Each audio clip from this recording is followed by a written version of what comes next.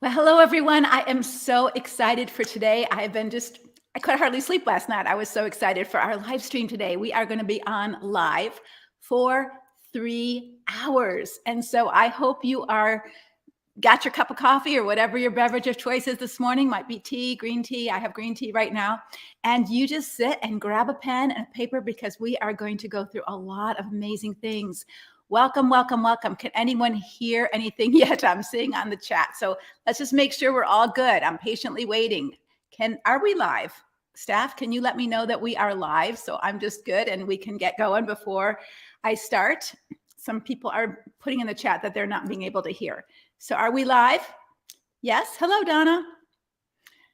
Katie, I see you. Good, good. I didn't bring my glasses. I'm in trouble. Okay, I found it. Yay, yay. Good. I'm so glad you're here. Yeah, I put a little indiscreet message. We have a live on my regular Facebook page because people who knew what that would be a good reminder. And people who didn't, I didn't want them showing up if I didn't want them showing up. So good. So glad you hear me. Hi, Jennifer. Hi, Julie. Oh my goodness, we have an amazing lineup. So let me just give you a lay of the 3 hours. We are going to begin our session with my dear friend Lisa Turkhurst, who's going to share a little bit about it, what it means to do your own work. It's so easy to focus on what's wrong out there, and plenty wrong, don't get me wrong. But it's harder to focus on what do I need to do about it and how do I need to grow or change to be able to manage what's out there in a better way, right? Instead of how do I fix him so that he'll not do this anymore. Welcome. I'm seeing so many people join us. Yeah, my two favorite women, someone's saying. So Lisa's waiting to come on. So let me just give you a quick, broad view of what we're going to talk about today. So Lisa and I are going to have a conversation about what it means to do your own work and start to learn to speak up for yourself, or start to learn to think for yourself, start to learn to have your voice, set boundaries, all the things that maybe as a Christian woman, we've told are selfish or bold or wrong, and it's not true.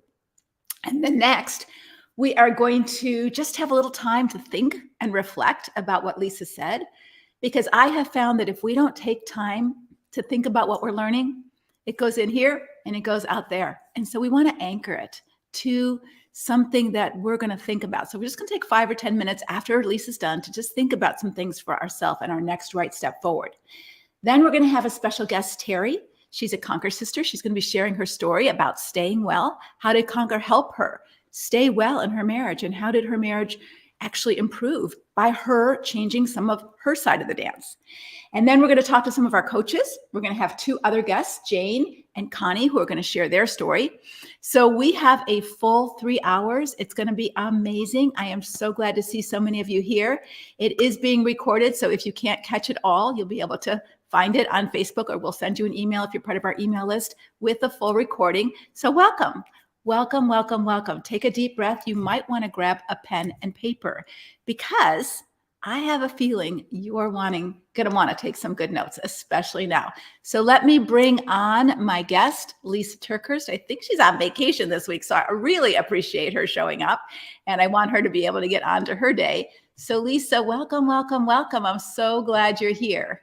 Hi, Leslie. It's always such an honor to be with you. It truly is. And yes, I leave for vacation tomorrow. So today's my day to pack and get stuff straight. So I always think going on vacation is such a good idea until I have to pack.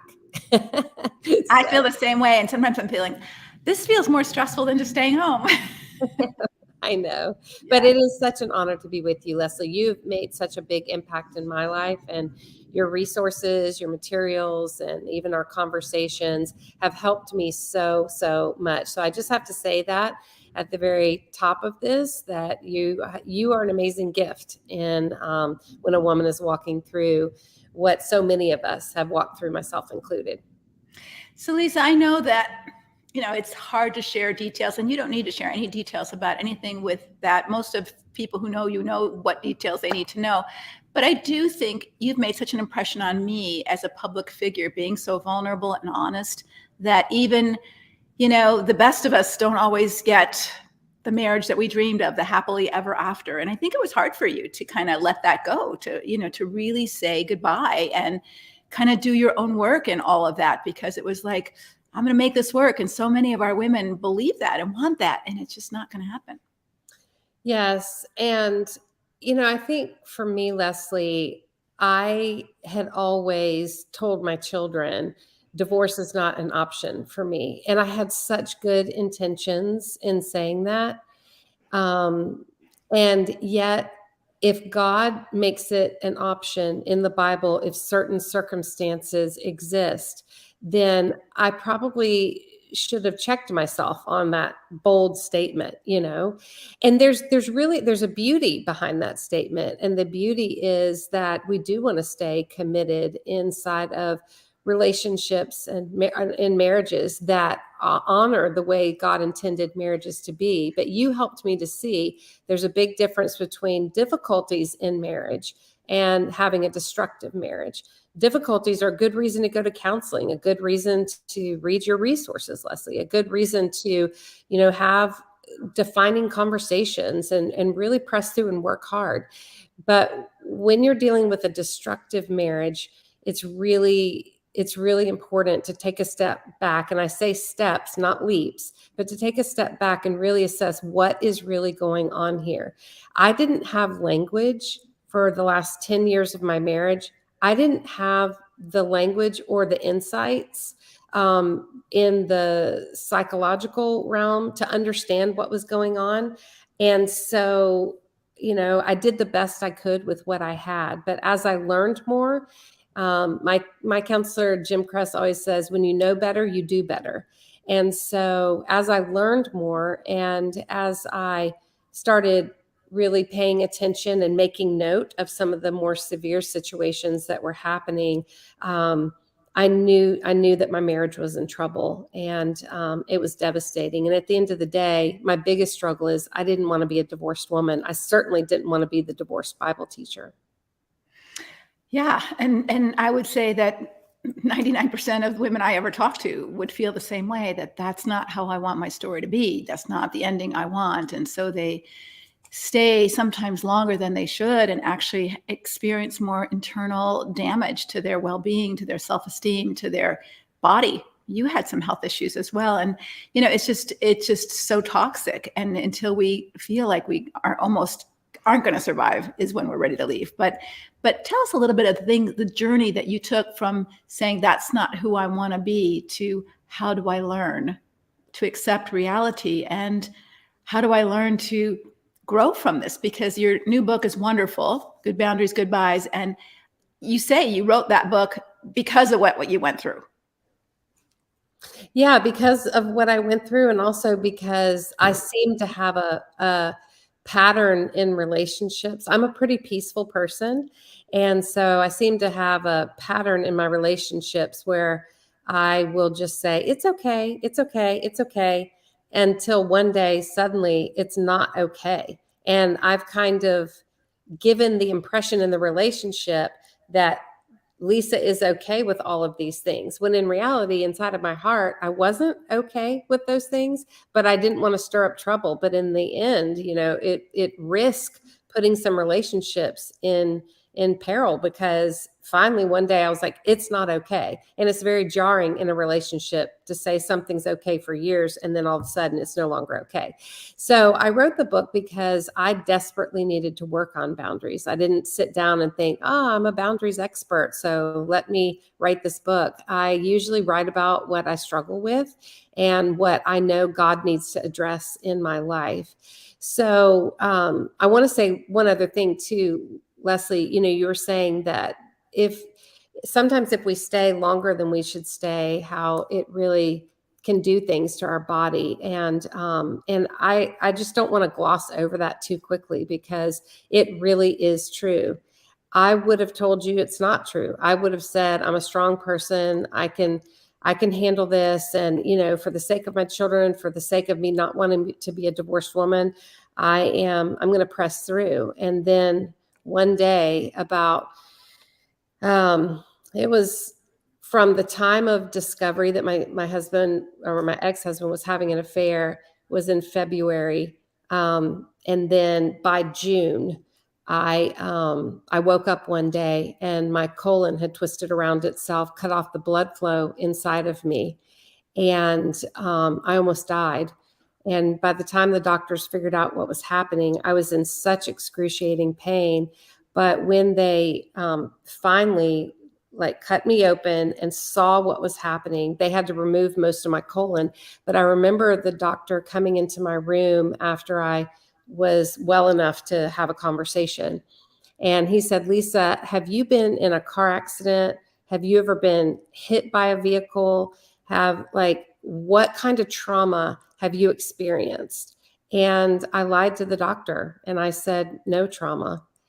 And I didn't lie in the fact that I hadn't been in a car accident, I hadn't been hit by a vehicle, but I did lie because I was experiencing emotional trauma and I didn't tell him. But what he told me is even the organs inside of me that weren't in trouble, they were out of place.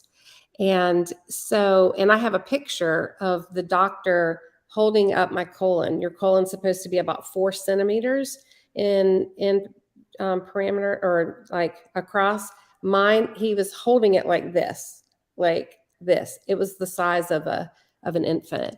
And had my colon ruptured, my body would have turned septic and I would have died.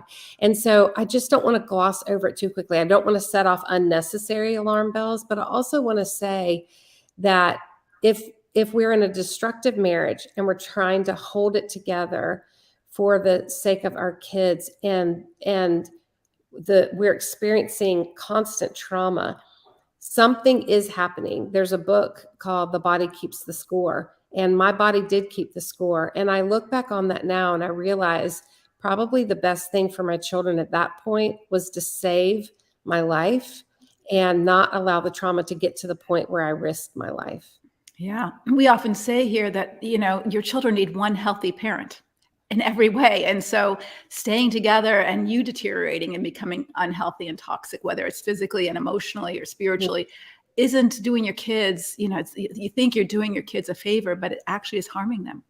That's right. And, also kids are more perceptive than what we give them credit for, especially as they're older. But even when they're younger, I think even babies can feel when there's tension between the parents. But my kids were teenagers and in their early 20s. And so it was also emotionally hurtful to them when they would ask me, "Mom, we know something's wrong. What's going on?" And to try to shield them from what was really happening, I would again say, "Things are okay. I'm just working on some stuff. I'm really stressed because of this, this, and this." But me not saying what the issue was, that it was with the marriage, they knew something was wrong and they couldn't quite figure it out. And that is not a good emotional situation to put your kids in. Now, obviously, age appropriate. You don't want to share everything. And you certainly want to make sure that whatever you're sharing is age appropriate with the kids. And I know it's important not to drag the kids into the middle of it, but I would definitely encourage people to pray through what is appropriate to share so that the kids don't start feeling crazy. Yeah, and I so appreciate you saying that, because I think kids start to think they can't trust their own judgment. They see their parents not doing well. But when mom or dad lies about it and says, "Oh, no, I just don't feel good," or, "Oh, it's nothing," it's like, "Oh, I thought it was something, and now you're telling me it's nothing." And so even the smallest statement of, "Dad and I aren't doing so well right now, and it's hurting my feelings." And you don't have to go into what dad's doing that's hurting your feelings, or, but the general category of our marriage is not doing well might be helpful for your kids because they already sense it. And It's not like you're trying to scare them. You're just trying to affirm, "Yeah, I'm sorry that you noticed, but you're probably right. Yeah, we're not doing so well and we're working on it, but it's hard." It is hard. It's really hard. And, also when you're a close family, and my family is really, really close, the kids were making discoveries of their own too. And so that's another whole thing that, it's like they were afraid to tell me. I was afraid to tell them. And it just created an extremely dysfunctional dance that we didn't even realize we were getting pulled into. Yeah.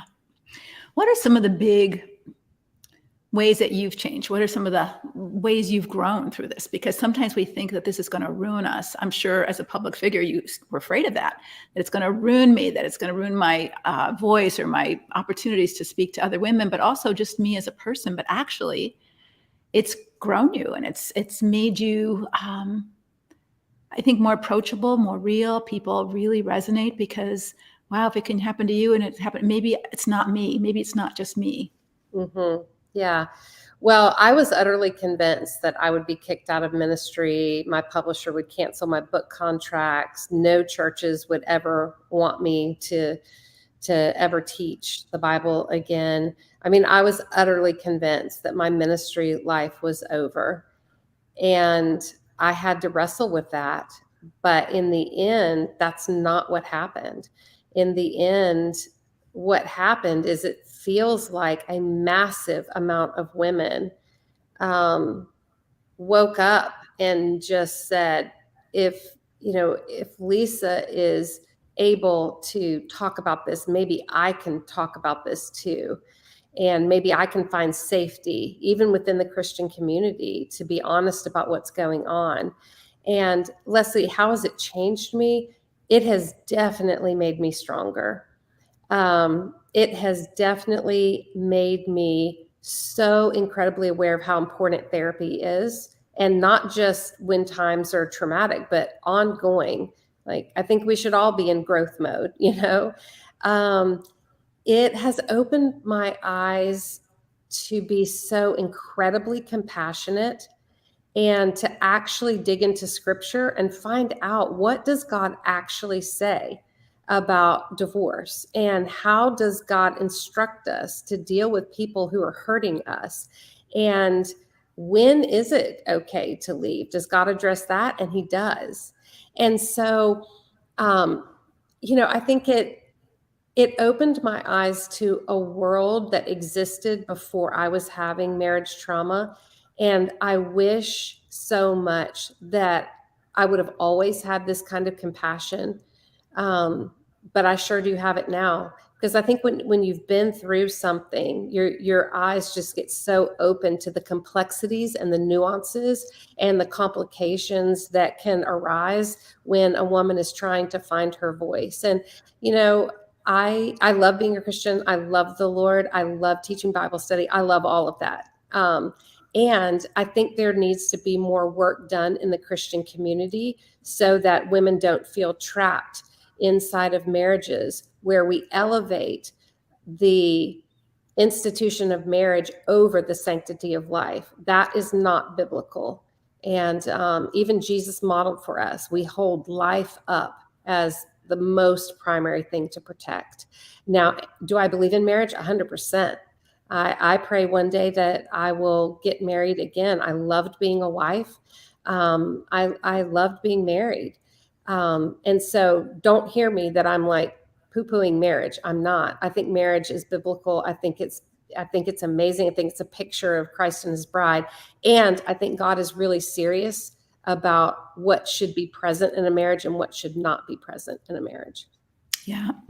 How important I know I've met two of your good girlfriends, and we've played a few games together at times, but I think that how important was support for you? Because again, being a public figure, not being able to tell a lot of people what's going on, even your own kids don't know. How important was other women's support for you?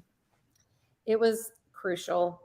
I mean, I don't want to be dramatic, but I kind of feel like it was life-saving. It was certainly sanity-saving. I think there's this thing, Leslie, that it's important to address. And I was so terribly afraid to tell anyone what was going on because I didn't want to disrespect my husband. And if I was wrong, then I was slandering. And if I was right, I had no idea what to do about it.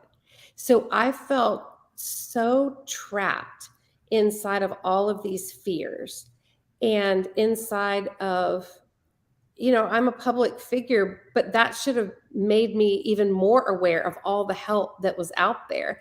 But I got very isolated in the trauma. And because I was so isolated, I felt paralyzed. And because I was paralyzed, I endured things that no woman should ever have to endure. And so when I finally felt safe with these two friends, their names are Melanie and Candace. We actually just had an extended prayer time this morning reading scripture together. Oh, Um, but they became a lifeline of support to me. They were going through the same thing that I was, different circumstances and different reasons that their divorces were happening.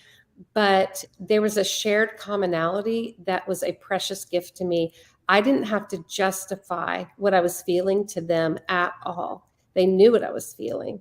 And so I didn't have to catch them up, or I didn't even have to explain why it's so bad. They knew it, they could feel it, they had lived it. And so we were just very focused on being our little safety net together. And it was crucial. I mean, it was amazing. And here's the thing, Leslie, I I've known Melanie my whole adult life almost. But when our kids were little, we were together. And then when our kids started going to school, they went to different schools. And so we didn't see each other for a really long time just because life didn't naturally connect us. Um, and when I started going through this, I started literally begging God, praying desperately. I need some friends that won't get worn out from talking about this. I need some friends that won't get tired of hearing about the next phase of the divorce, that will walk this with me. And God provided those friends. He brought Melanie back into my life. And then in 2018, I met my friend Candace, and we were walking along this journey the same as each other. And so I say that to encourage, not just to say it's important to have friends, but it's also important to ask God to bring the right friends who can endure the journey that you're on. yeah. And that's why one of the reasons we started Conquer, because so many women don't have that. They can't share. They can't, or they feel afraid to, or when they have, they've gotten, well, you just need to suffer for Jesus and, try harder because God hates divorce, that kind of support. And so to be able to be in a community of women who love you and hold you and walk with you and just support you is crucial. And we are going to make you an honorary member of our Conquer group. I told you that before, but we want to invite you to be part of our group because we know how much you value our materials and how important it is for that support to go through this journey that you can't go by yourself. Absolutely. And I so appreciate that, Leslie. That's awesome. I think I've watched almost every YouTube video you've ever done. I became a binge watcher of Leslie Vernick materials. So I'm so grateful for that. So thank you. You mentioned Malachi 2:16, God hates divorce. And that was another beautiful thing that came out of my friendship with Candace and Melanie, is that we started to study the scriptures together to see what God actually says. And what's interesting about that verse that gets thrown around really a lot when someone's going through a divorce, that verse didn't say that before the King James Version. If we go all the way back to the original language, it says, when a man hates and divorces his wife, he does violence against the one he should protect. And when Candace and Mel and I read that, we were astonished and so grateful. And it started us on a path. Like, what does God really say? Let's don't take all these sayings that people quip off, in the moment, or that Bible verses that maybe you're taken out of context or whatever. Let's dig into the scriptures together and let's really do some discovery work. And that was crucial as well. And so as you realize that, how did that make you feel, like that God does make provision for divorce? It's not like he hates all divorce. What he hates is these destructive marriages. Mm-hmm. He hates when a husband treats his wife treacherously, or vice versa. But the power struggle of the husband over the wife is very real in that society and in this society. Yeah, well, it opened my eyes up to a couple of things. One, when I started getting a lot of messages from other women as I started to learn and then teach what I was learning, and then I just really got flooded with messages, I realized there's not an army of women out there. There are some who are eager to get a divorce, but what I was experiencing and the people I was hearing from is there was not an army of women just waiting for their husband to do something wrong so they could get a divorce and do something else with their life. That's just not who was reaching out to me. The women that were reaching out to me were desperate to save their marriages. And at the same time, they desperately needed help.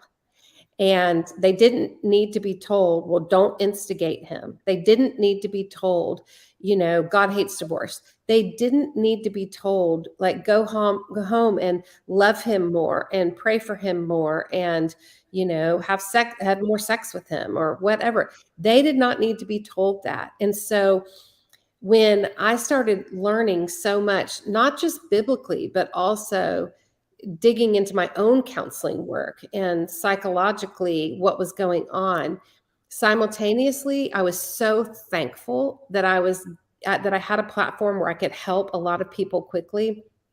But I was also so brokenhearted that there have been many, many, many women who have been devastated doubly, not just devastated by what their spouse has done, but devastated by what people have said to them about what should be done and almost making it their fault. Now, I recognize sometimes it goes both ways. Sometimes, it's the husband that feels trapped and hurt and all of that. So I don't want to make it sound like it's just women, but I don't understand why, when a woman has been the victim of emotional, sexual, or physical abuse or but just been a victim of some of the things that happen inside of destructive marriages and relationships, I don't understand why the pressure is then put on the victim to do something better or somehow fix this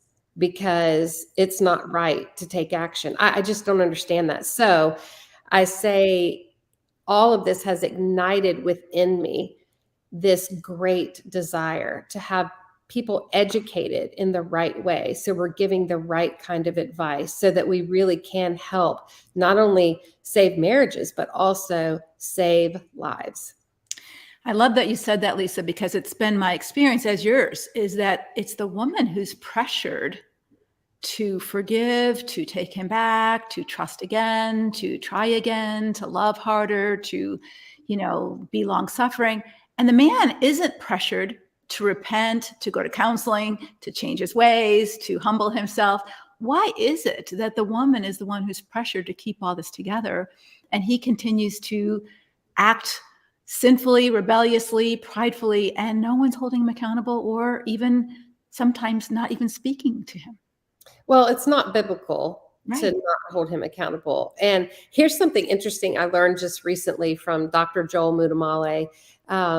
He said that, back in the Jewish time, like the ancient Jews, the Israelites, if a man was acting treacherously to the woman, he was required to give her a certificate of divorce. And if he was refusing to give her a certificate of divorce, the community would absolutely hold him accountable, to the point where if he kept refusing, he could be subject to a beating. And now I am not advocating that at all. But if it was so serious to hold a man accountable then, like, what has happened? Why are we not doing more to hold men accountable or even women accountable if they're doing something that's causing treacherous pain in the other spouse's life? And Leslie, I don't understand it. I feel like it's easier to tell the woman to do something better than it is to risk confronting someone and tell them that they are doing something wrong. And a lot of people, when I would even ask people to please get involved, they would say, I don't want to get in the middle of it. or they would say, I don't really want to dig into that. Like, that's y'all's business.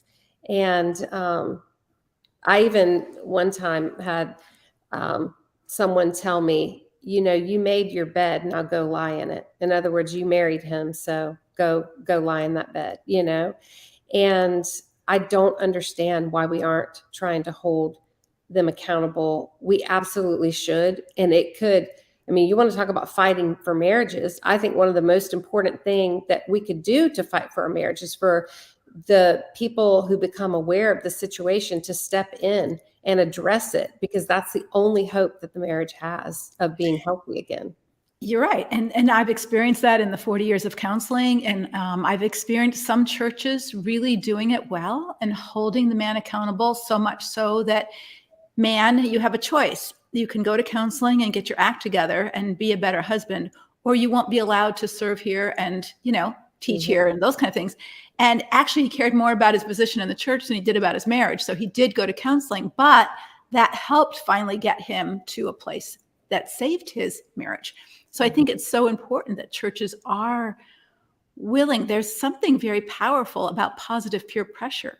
And when men hear from other men, hey, I heard you talk to your wife that way. That was not good. Or I heard this is going on in your marriage. How can I help? When men aren't willing to come alongside of other men, just like women to come alongside women who are going sideways, we're just not going to be able to restore families, and our whole churches are going to go downhill. And so I just think it's so important that the women who are listening know that you're not alone, and that together you are going to be used by God, just like Lisa is now and I am now post-abuse, to be able to care about a situation we didn't think about before.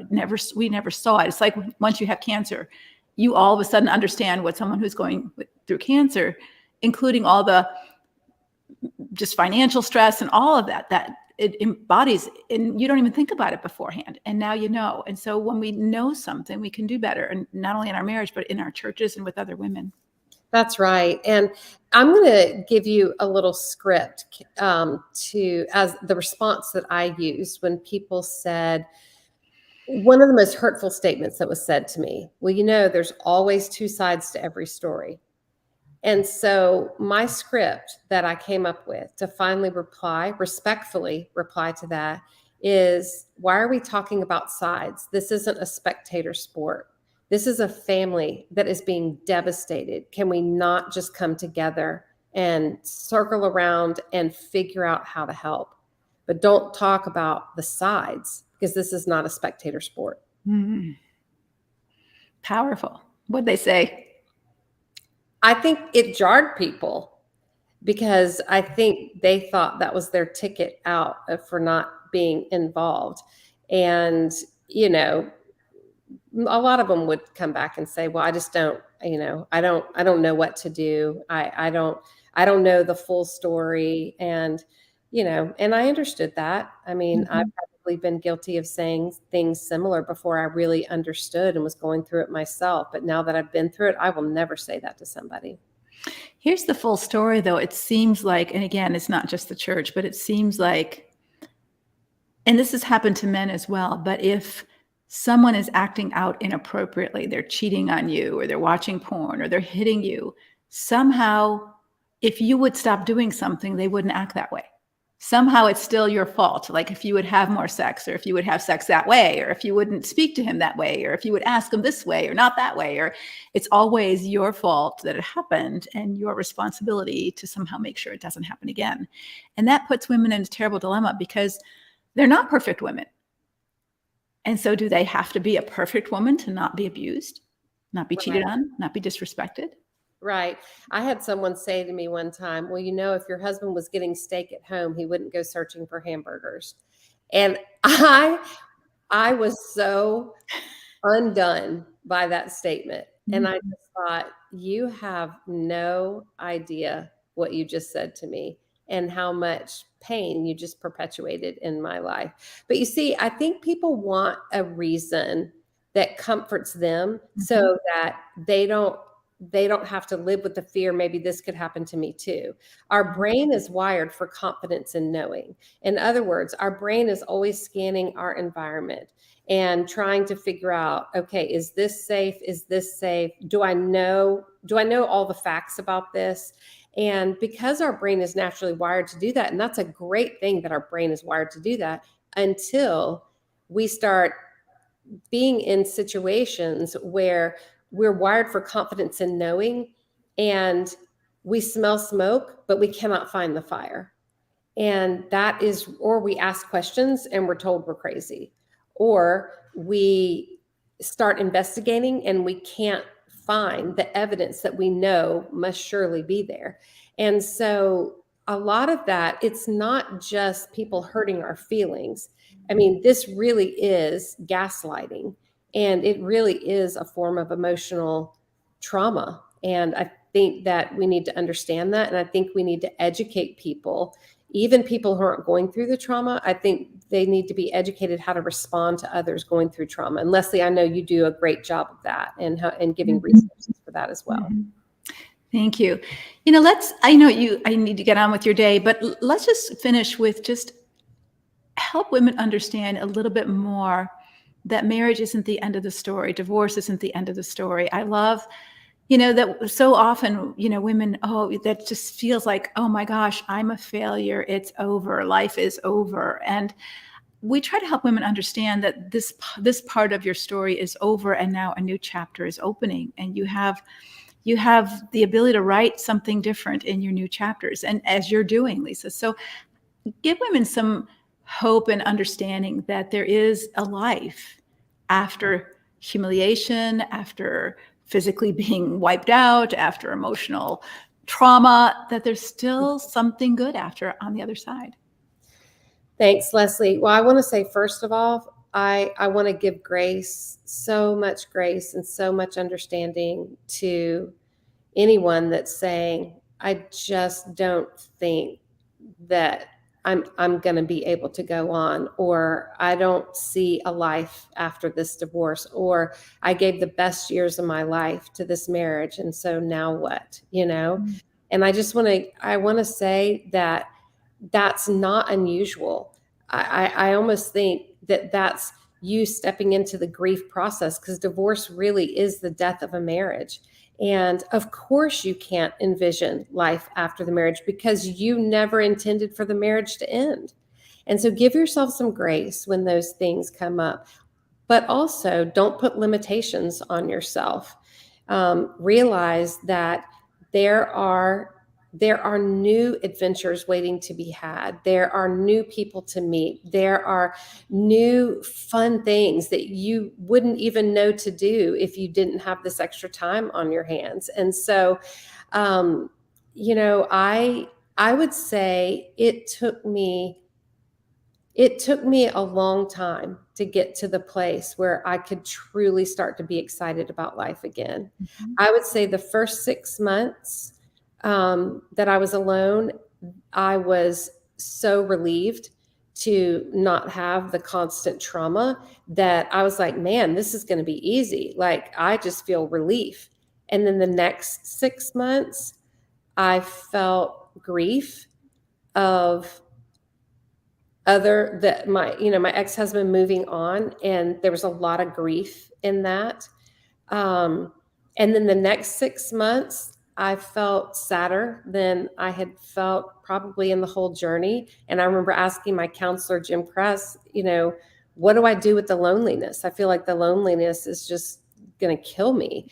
And he said to me, learn to go home and sit in the silence, and just learn to be okay with yourself, just sitting with yourself. I did not like that answer. That was not what I was looking for, but there was a lot of wisdom in that. And it wasn't just me sitting in the silence. Sometimes it was silence, but also filling that time by continuing to go to counseling, continuing to read, talking to people who had been on the journey before me, and spending a lot of time with my friends, Candace and Mel, and many other friends as well. And then the next 6 months was me thinking maybe there is a future after this. And I don't just mean dating. I mean, maybe life is full even when there's a chair that used to be filled at the table that is no longer filled. And so I discovered new things that I like to do. I started doing these things called rebellious acts of resilience.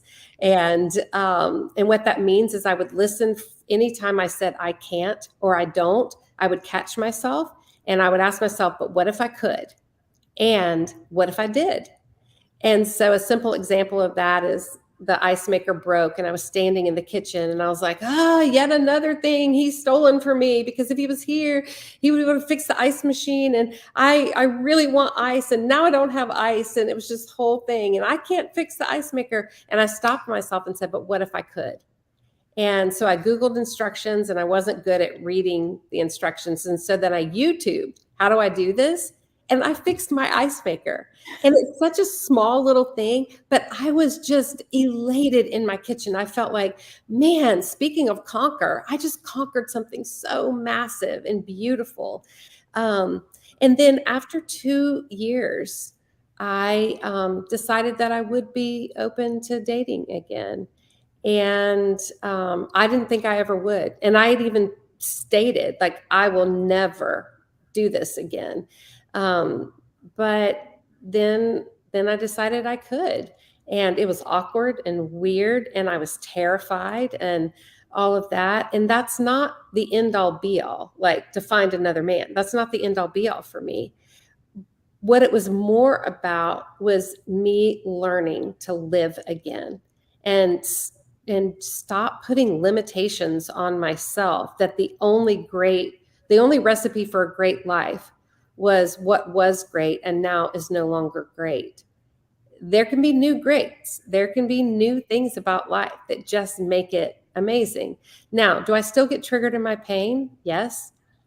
Do I still sometimes get lonely? Yes. Is it still sometimes awkward when, I'm out with my couple friends and everybody has somebody and I'm the picture taker because, all the couples want pictures. Yes, sometimes that's still awkward. But have I learned to breathe and live and discover and risk again? I sure have. And I am so grateful. And I know that can be possible for you guys as well. Wow, Lisa, thank you so, so much. I appreciate every word you said. And I'm reading the chat and everyone is just resonating. She put words to what I didn't know how to say. And so thank you so much. I appreciate you. I'm looking forward to seeing you in a few weeks and get to packing, girl. I know. Yeah, Leslie, I'm so excited about our event that we have coming up. And, Leslie and I have teamed up together now and we're doing some important work to help women. And I'm so grateful for you, Leslie. And I think it's very rare for me to go to a speaking engagement, do an interview, or even talk to people who are walking through this where your name doesn't come up. And so I think your work is crucial. It was crucial in my life. And I recommend you to everyone. So thank you, Leslie. Oh, thank you, sweetheart. So good to see you. So good to see you. All right. Bye-bye.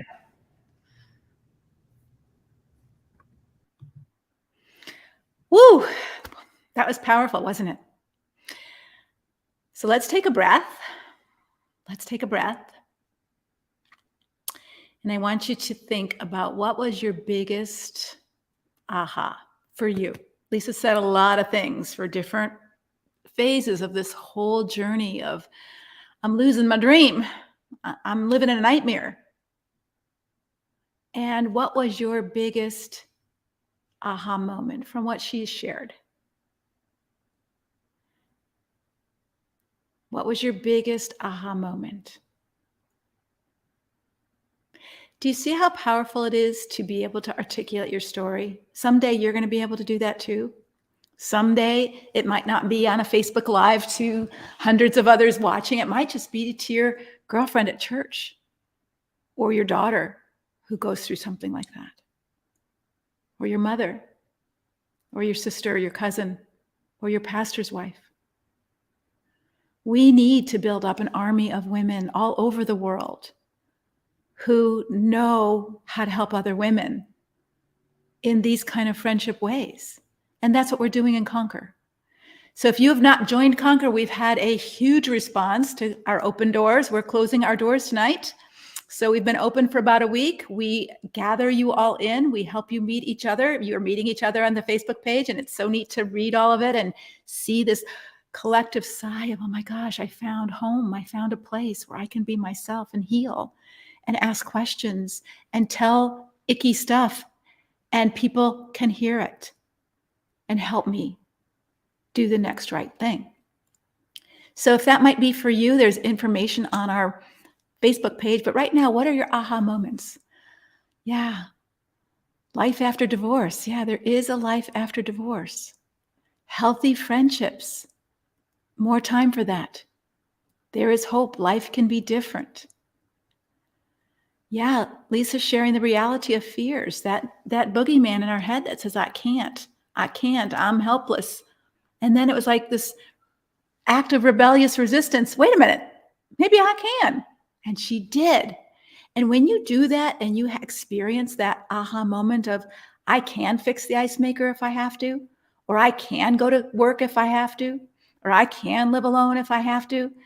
These are powerful experiences of your self-efficacy, of your ability to function as a competent, capable adult human. And we all need those experiences. We don't want to live in an adult body with a child mind and emotional mindset.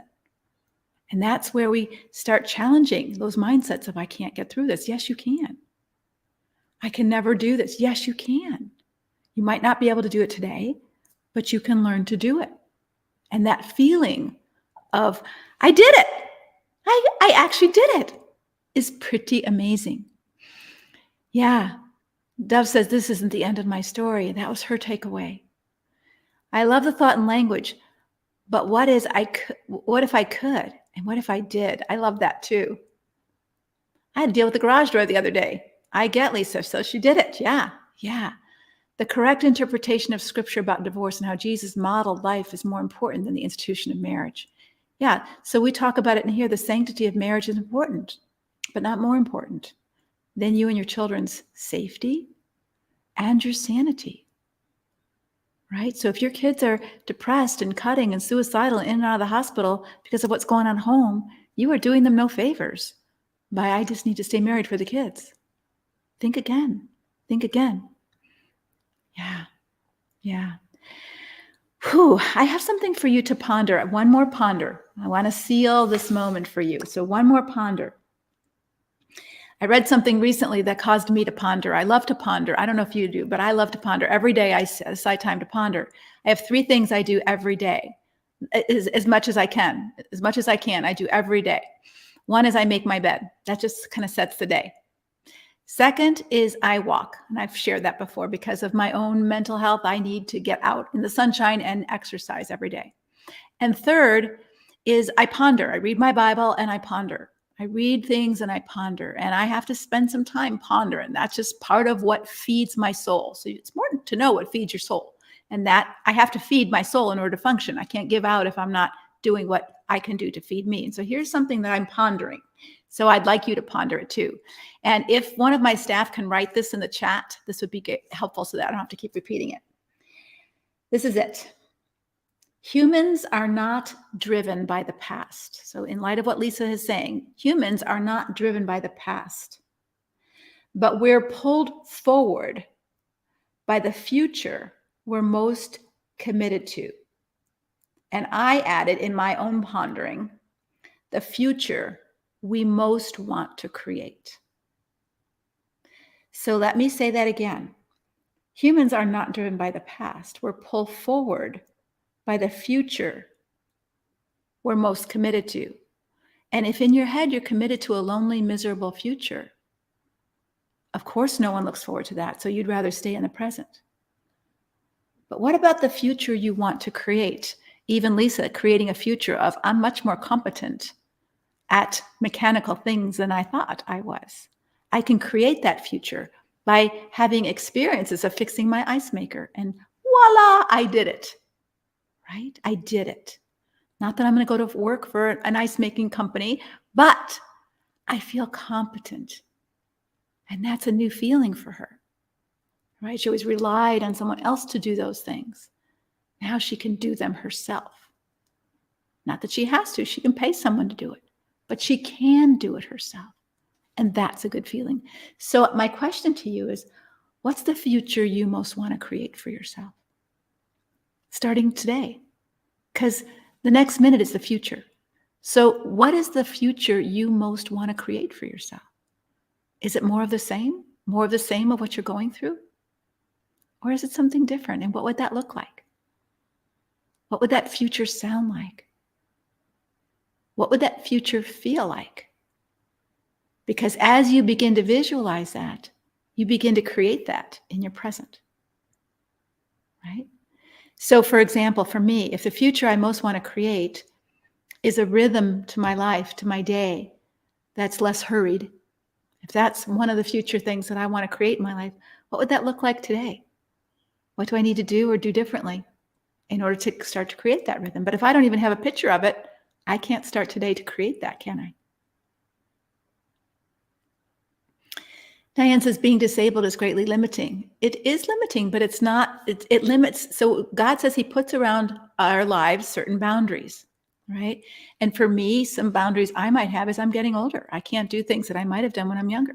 We all have certain boundaries, financial boundaries, energy boundaries, physical capacity boundaries, legal boundaries. I'm never going to be an athlete on a, professional team. That's past. I can't do that. So we all have boundaries in our life. I'm not as intelligent to be a rocket scientist. Never thought I was, but that's a boundary. And so we all have certain boundaries that kind of steer us in where we can go and we can't go. But sometimes those boundaries are self-imposed boundaries. Like, I can't. I'm not good at that. I'm not worthy. I'm not worth it. I'm not enough. I'm too much. And these are more internal mindset boundaries that God didn't put in place there, but we believe them. I see disabled people doing some pretty amazing things. They're doing Paralympics, and I'm not saying you need to do that, but don't let your disability create the main obstacles in your story. It might be more here, I'm disabled, versus actually what you're not able to do. So sounds like you can be on Facebook, sounds like you can talk, sounds like you can connect with people, it sounds like you can help other women. Those are things you can do. What would you like your life to look like? Start to create that. So Corey says a God-honoring life, whatever that looks like, without self-limiting thoughts. One of the things that we do work on in our Conquer membership, which you are invited to join, is these self-limiting thoughts, things that I can't. How Lisa began is she began to recognize, I'm telling myself I can't a lot. I don't want to do that anymore. I'm going to start to pay attention when I say I can't. And then I'm going to begin to challenge that with maybe I can. And I'm going to try. So, so good. So good. You having fun so far? Good. We have another guest, and we are going to bring Terry to the screen now. So here we go, Terry. Hi, Terry. Hello, Leslie. So good to see you. You too. And you can see I made my bed. Yay. There's something about a made bed that just sets the day, doesn't it? And when I don't make my bed, I just feel like everything is a little scattered. So that's a kind of a must do every day. Even when I'm in a hotel, I pull up the covers. So Terry, we wanted to talk to you. Terry, how long have you been in Conquer? I joined in 2020, I believe. Okay, so about 3 years. Mm-hmm. Yeah. Okay. And tell us a little bit about why you joined, what was going on in your house that made it destructive, or from your perspective, destructive.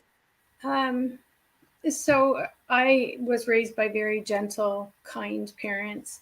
When we had our first child, we first came to a church of a different, of a faith, where we learned about relationship with Jesus, and we started to make changes. We had 5 children.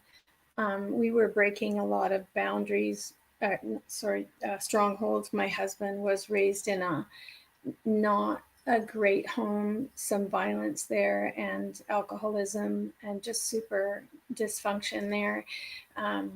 And so there was a rub there between how we, it was like being from Italy and marrying somebody from Switzerland. It was a lot of adjusting to one another. We got busy with children, and I homeschooled 5 kids. We lived on a wee farm and raised our own food and things. And there wasn't a healthy intimacy between my husband and I emotionally. He didn't have the tools to meet me where I was, and it left me feeling really unsafe. I'm a dog trainer, and what we say when a dog is really stressed and over aroused is that they go into a red zone where they don't make good decisions. They don't make rational decisions, and they act out and they lash out. And that's a lot of kind of where our marriage was at. I didn't have a soft place to land. I was walking on eggshells a lot, trying to keep the children from upsetting him. He is an incredible provider and a workaholic. He's a great dad, and he can acknowledge the things that he does. He sees it, but he just doesn't have the tools to change that. We moved here from a big church community where I was a birth worker and had wonderful relationships with 700 women whose children I delivered, and we moved into this remote place. We'd always lived in the country, but just being disconnected from all of the people that reflected who I was. I wasn't wasn't feeling good about myself. It was a really dark season. I had some estrangement from one of my children that was really difficult, and it just was really dark for me. And so you decided to join Conquer, and So I joined. what did you begin to learn? I think core was really big for me, learning my core strengths, my core truth. The thing that I come back to a lot is the big circle, living out of my big circle, deciding who I wanted to be. How do I want to show up in life? How do I want to show up to my husband when he's up here? And how do I want to show up for my kids? I wanted to be empathetic to him, but I wanted to be able to say, just going through the program, I learned the truth about who I was in Christ and how his behaviors no longer dictated who I was. A lot of what Lisa talked about, I just had to do more. I just had to, I was over functioning in every category. I would make better meals. I would just be kinder. I would be sweeter. I would, So to keep his lid on, you would try to overfunction. Mm-hmm. Yeah, I overfunctioned a lot, and it was burying me. It was the walking on eggshells, the physical stress every day was just feeling like a pit I couldn't get out of. I started the Conquer program. I went through the safety. I made an appointment at the lawyer. I was also in therapy at the time. And when I began to see that his behaviors were a reflection of him and not of me, when I began to see who Christ said I was, who the Word of God said I was, what it said about marriage, it just was really transforming and freeing. And I still have, days that aren't great, but I have a place to go. And my verses are Psalm 51:6. Behold, you delight in truth in the inward being, and you teach me wisdom in the secret heart. And just learning to take every thought captive. When a thought comes against me that it's my fault, that I'm to blame, that I'm not good enough, that I'm not doing enough, I take that thought captive and just give it to the Lord. And how do you communicate with your husband differently? What changes, if he were sitting here, what changes might he see in you that's different? I don't react when he is in a bad place. I'm working on being more empathetic and more compassionate. My behavior brings his behavior down, and we're able to, sometimes I walk away and we talk about it later, but we're able to talk about kind of where we're at, the mistakes we've made in the past, how we would do things differently. So, yeah. So you learn to kind of keep your side of the street of the conflict. Instead of when he's escalating, you either overfunction trying to calm him down, or you kind of joined in on it. And so now you're sort of saying, when he does his thing, you either kind of take a break and leave, or is there any time when you set a boundary, or have you learned to set boundaries? I do, and I wait until I'm in a calm place, and I just say what happened yesterday was not good. That was not healthy, and can we have a redo? Can we do this again? We both came to a decision that he's nearing retirement, and sorry that I'm getting off track for the question, but just we've made a decision to be, to try to be kind and polite to one another, and to to work better on our communication. So that's helping. So what I'm hearing you say, Terry, is that you're stronger. You don't feel as depressed as you felt when you first came into Concord. You were pretty depressed when you first came into Concord, weren't I you? was very depressed, and I know it's the Holy Spirit that has just given me hope every day, that things are going to be better and get better. But I wouldn't trade who I am and who I know about myself in Christ now is incredible. And I believed a lot of lies about everything that was my fault. And I have to stop myself from overfunctioning. Like, I see a situation and I say, I'm not touching that. That's not my baby to bounce. It's, I don't have to fix that. I'll let the chips fall where they may. I will let the consequences be to him or to my children in their relationship, and not try to own that or fix it. That's takes away a lot of energy that I would spend trying to fix him and the consequences of his behavior. So that's a good boundary for me now. And how have your children integrated with the new you? I think they still try to, because I was a people pleaser and I did the people pleasing program. Because I was a people pleaser, now I will say no to them. I won't, or I try. I'm very aware of talking about their dad, or saying, like, they'll call him and say, what kind of mood is he in today? And I'll say, well, you ask him. I feel I can help them more. I feel I'm not as dysregulated in my emotions. So, yeah. So your goal, so one of the things that we have in Conquer is we have a phrase that's, you said you went through and you assessed your safety. You started doing your own work of not taking responsibility for his bad mood, working on your identity in Christ. Who am I? I'm not who he says I am. I'm who God says I am. Really catching those negative thoughts that led to a lot of your depression. So you did quite a bit of your own work. And your decision is right now, for now in this season, as you've grown and changed, it sounds like he hasn't gotten worse. He's actually gotten a little better in that he's seeing himself. And yes, I want some, better communication as well. I want to have a peaceful retirement where we treat each other better. And so your goal is to stay in the marriage. And as you've done that, the marriage has improved slightly, a lot. How would you define that? I think the improvement is in myself, and in not being dependent on the marriage to fulfill everything in me.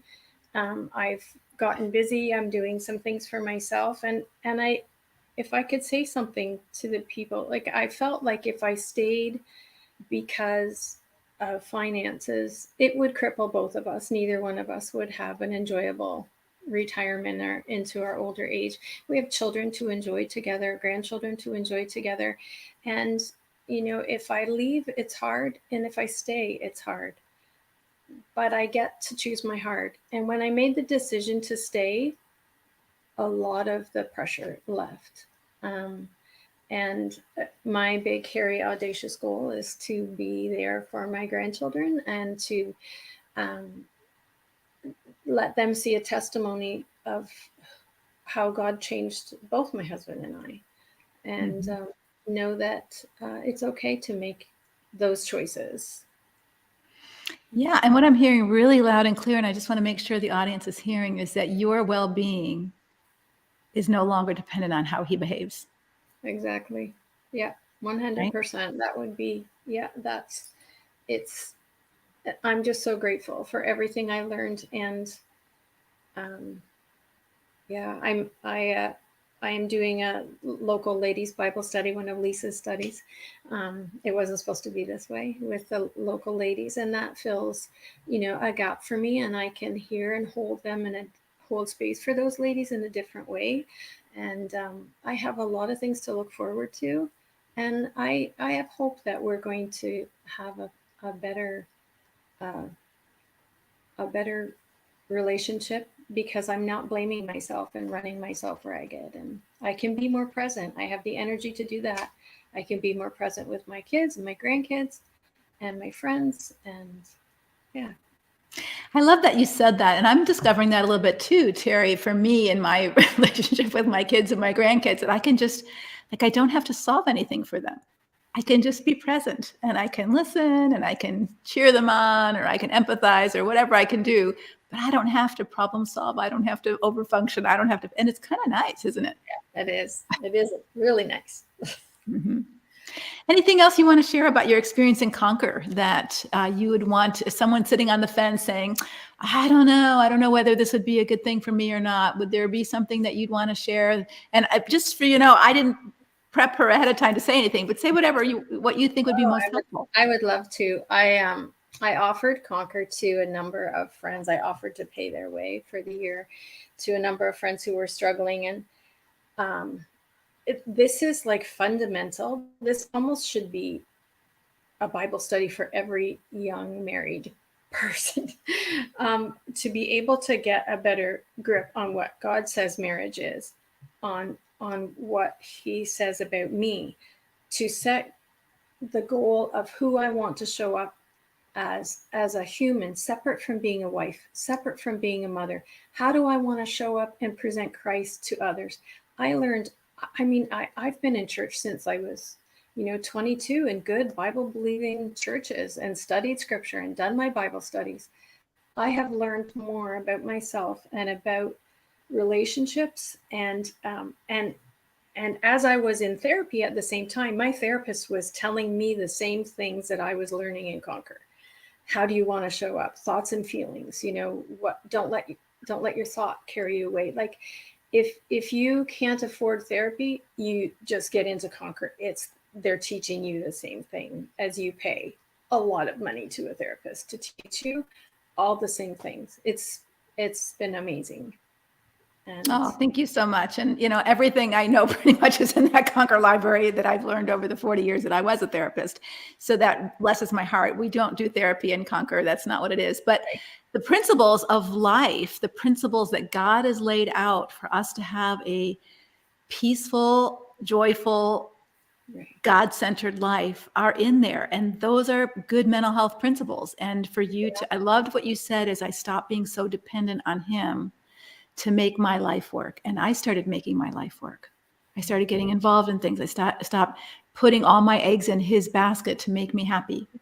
And so many Christian women are kind of groomed that that's what we're supposed to do.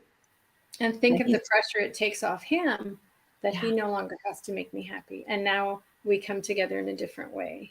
Yeah. I'm already happy in and of myself.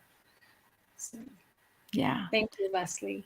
Well, thank you so much. It's been wonderful talking with you, and the women have really appreciated your honesty and vulnerability. And I think it helps to hear a real person who's been in the program just share their experience. So thanks. And we appreciate you being here and starting to give back to others who are just brand new. So thank you so much, Terry. Thank you.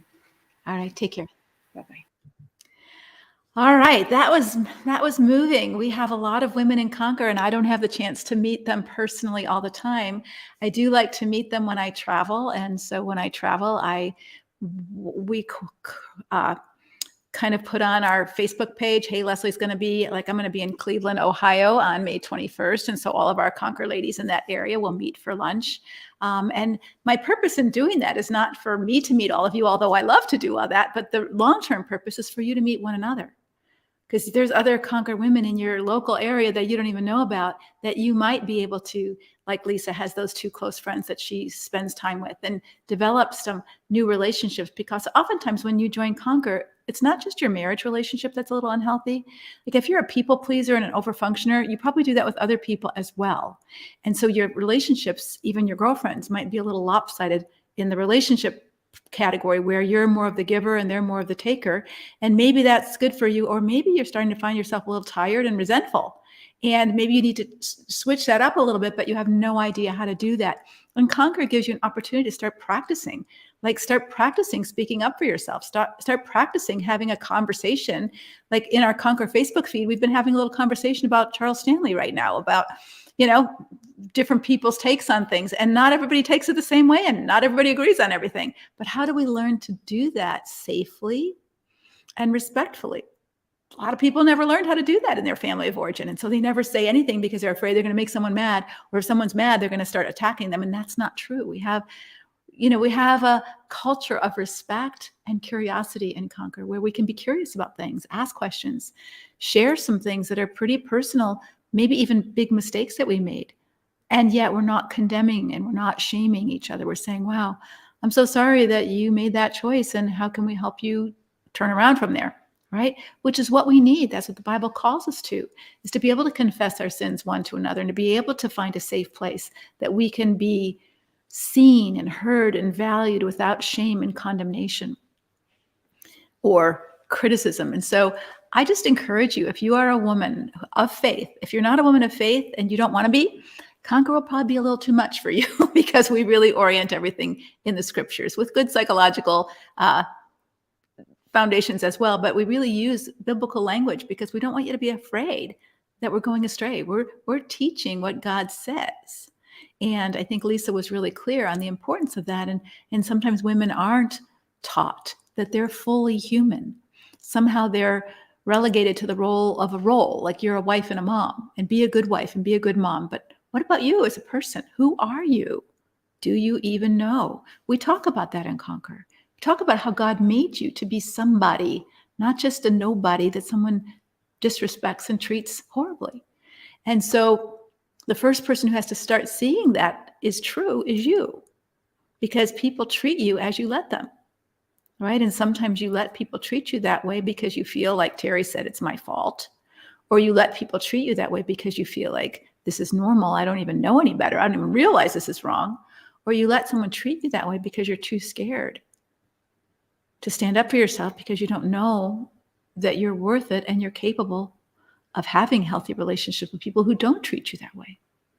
And so these are things that are really important for God that you learn.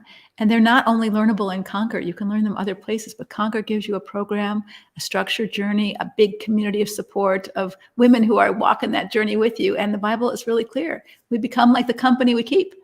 And so if you need some good company to hang out with so that you can begin your healing journey, and maybe as you get healthier, your husband will notice, hey, I like that you're showing up in a different way, and maybe I'd like to show up in a different way too. How do I learn that? You can be an impactful influence on your family, and sometimes not, oftentimes not. They don't like the changes in you because they have less control over you. They'd much rather you be an over-functioning person that they can control and that you meet all of their needs, and for you to stand up for yourself and set a boundary, right? And say, I'm not putting up with this anymore. But you'll learn how to do that if you have to. If you're not safe and your children aren't safe, you have to learn to steward your own precious life. And that's really, really important. So we're going to move on, and I am going to introduce you to some of our coaches. And right now we have 2 coaches, and I'm going to bring them on. One is Coach Leanne, and oops, Leanne's not there. Coach Susan. Hi, Susan. And I'll bring Leanne Hi, later. Leslie. Good to see you. Good to see you as well. Oops, now I don't have you on. Hold on. There we go. I'm not tech. You know me. All of a sudden, I've got to push a button. I'm not sure what's going on. Susan has been with our organization for about, 2 years now? 3 years? I think close to 2. Yes. Okay. And what I love about Susan so much is that she's just got she's someone who pauses, and she's just got such a demeanor of pondering. I love I love to ponder too. And every time I talk with Susan, she causes me to ponder because she reflects so deeply, and she is such a person who can live well in the moment. And so when we're all feeling crazy inside, Susan is one of our coaches who really can help bring clarity to the situation pretty quickly by just calming the nervous system in a very special way. And I love that about you. And she's a lifelong learner. She's been through a destructive marriage. I hope it's okay I say that. And Yes, it is. on the other side. And so she knows what it feels like to be in that situation and not know the right thing to do. So I'm so glad you're here. Leanne, looks like you're here too. So I'm going to pop you on the screen. Coach Leanne, hi. Let's see if we can, I don't know if we can do this better. If that looks better, or does that look better? Works. Okay. Yeah. All right. So I'm so glad to see you, Leanne. Leanne lives in my area, and we often hike together. And Leanne is a mixture of sweet and saucy. Leanne is just the most giving person I know, and she got a red hair, she can say it how it is. And I like both of those qualities very much. And Leanne is one of our coaches. She's been with me for about 4 years now. Is that? Yeah.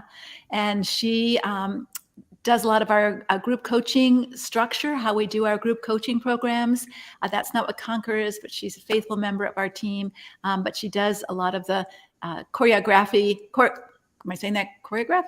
Choreography of our, talking too much to Lisa, I'm getting like tongue tied, of our group coaching programs. And so she's really becoming quite a good, boy, I'm having trouble talking, a good facilitator at that. I better eat something I didn't eat yet. So I'm like, a little lightheaded. But anyway, welcome, Leanne, so much. And I want to just have you share a little bit about what your experience of in just welcoming new Conquer members, what it's like for you to see their journey over the years as they've been in Conquer, how they've grown, how they're experiencing God in new ways, and also becoming stronger as women, not just as wives and moms. Mm-hmm. Oh, amazing. Well, I'm so honored to be here with you both and really have appreciated Terry and Lisa this morning. And I think the strength that I see in Conquer is just that. When a community of women come together with a shared purpose, the Lord shows up in miraculous, sacred, and beautiful ways. And so I'm going to pass it over to Susan now and let her share a little something, and then ask away, Leslie. We're here to be of service. Yeah. Good to see you, Susan. Good to be here. Thank you both for those comments. I really love this ministry. And it was said earlier too, that it's impacting generations, right? So we have women here who are learning, but it's changing, breaking chains that have been toxic for years. When women come here and begin to develop that sense of self, to break through those faulty belief systems, it trickles down generations and generations. And I love that we're impacting many generations to come, teaching women how to be strong, to really advocate for themselves in life, and to partner with God in meaningful ways in this world for his kingdom. I love that, Susan, and just understanding that God does have a purpose even in our suffering. I mean, as we listen to Lisa, how many of you were inspired, not because she's Lisa Tracurse, but also because she was honest with her painful journey.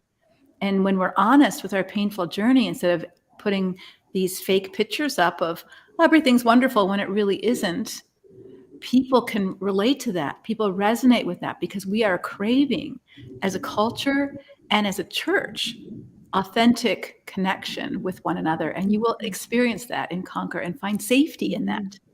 In Conquer. And maybe that's for the first time in your whole life that you've ever been able to be really honest with yourself and with others in a setting that provides a structure for you to do that in a safe way, in a confident way.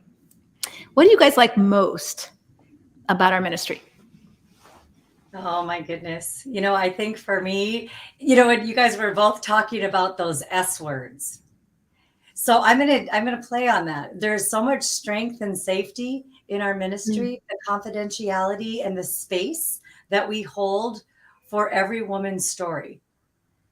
They're sacred. And every woman is seen, known, and heard in our ministry. And I would say that there is a seriousness to the work that we do here.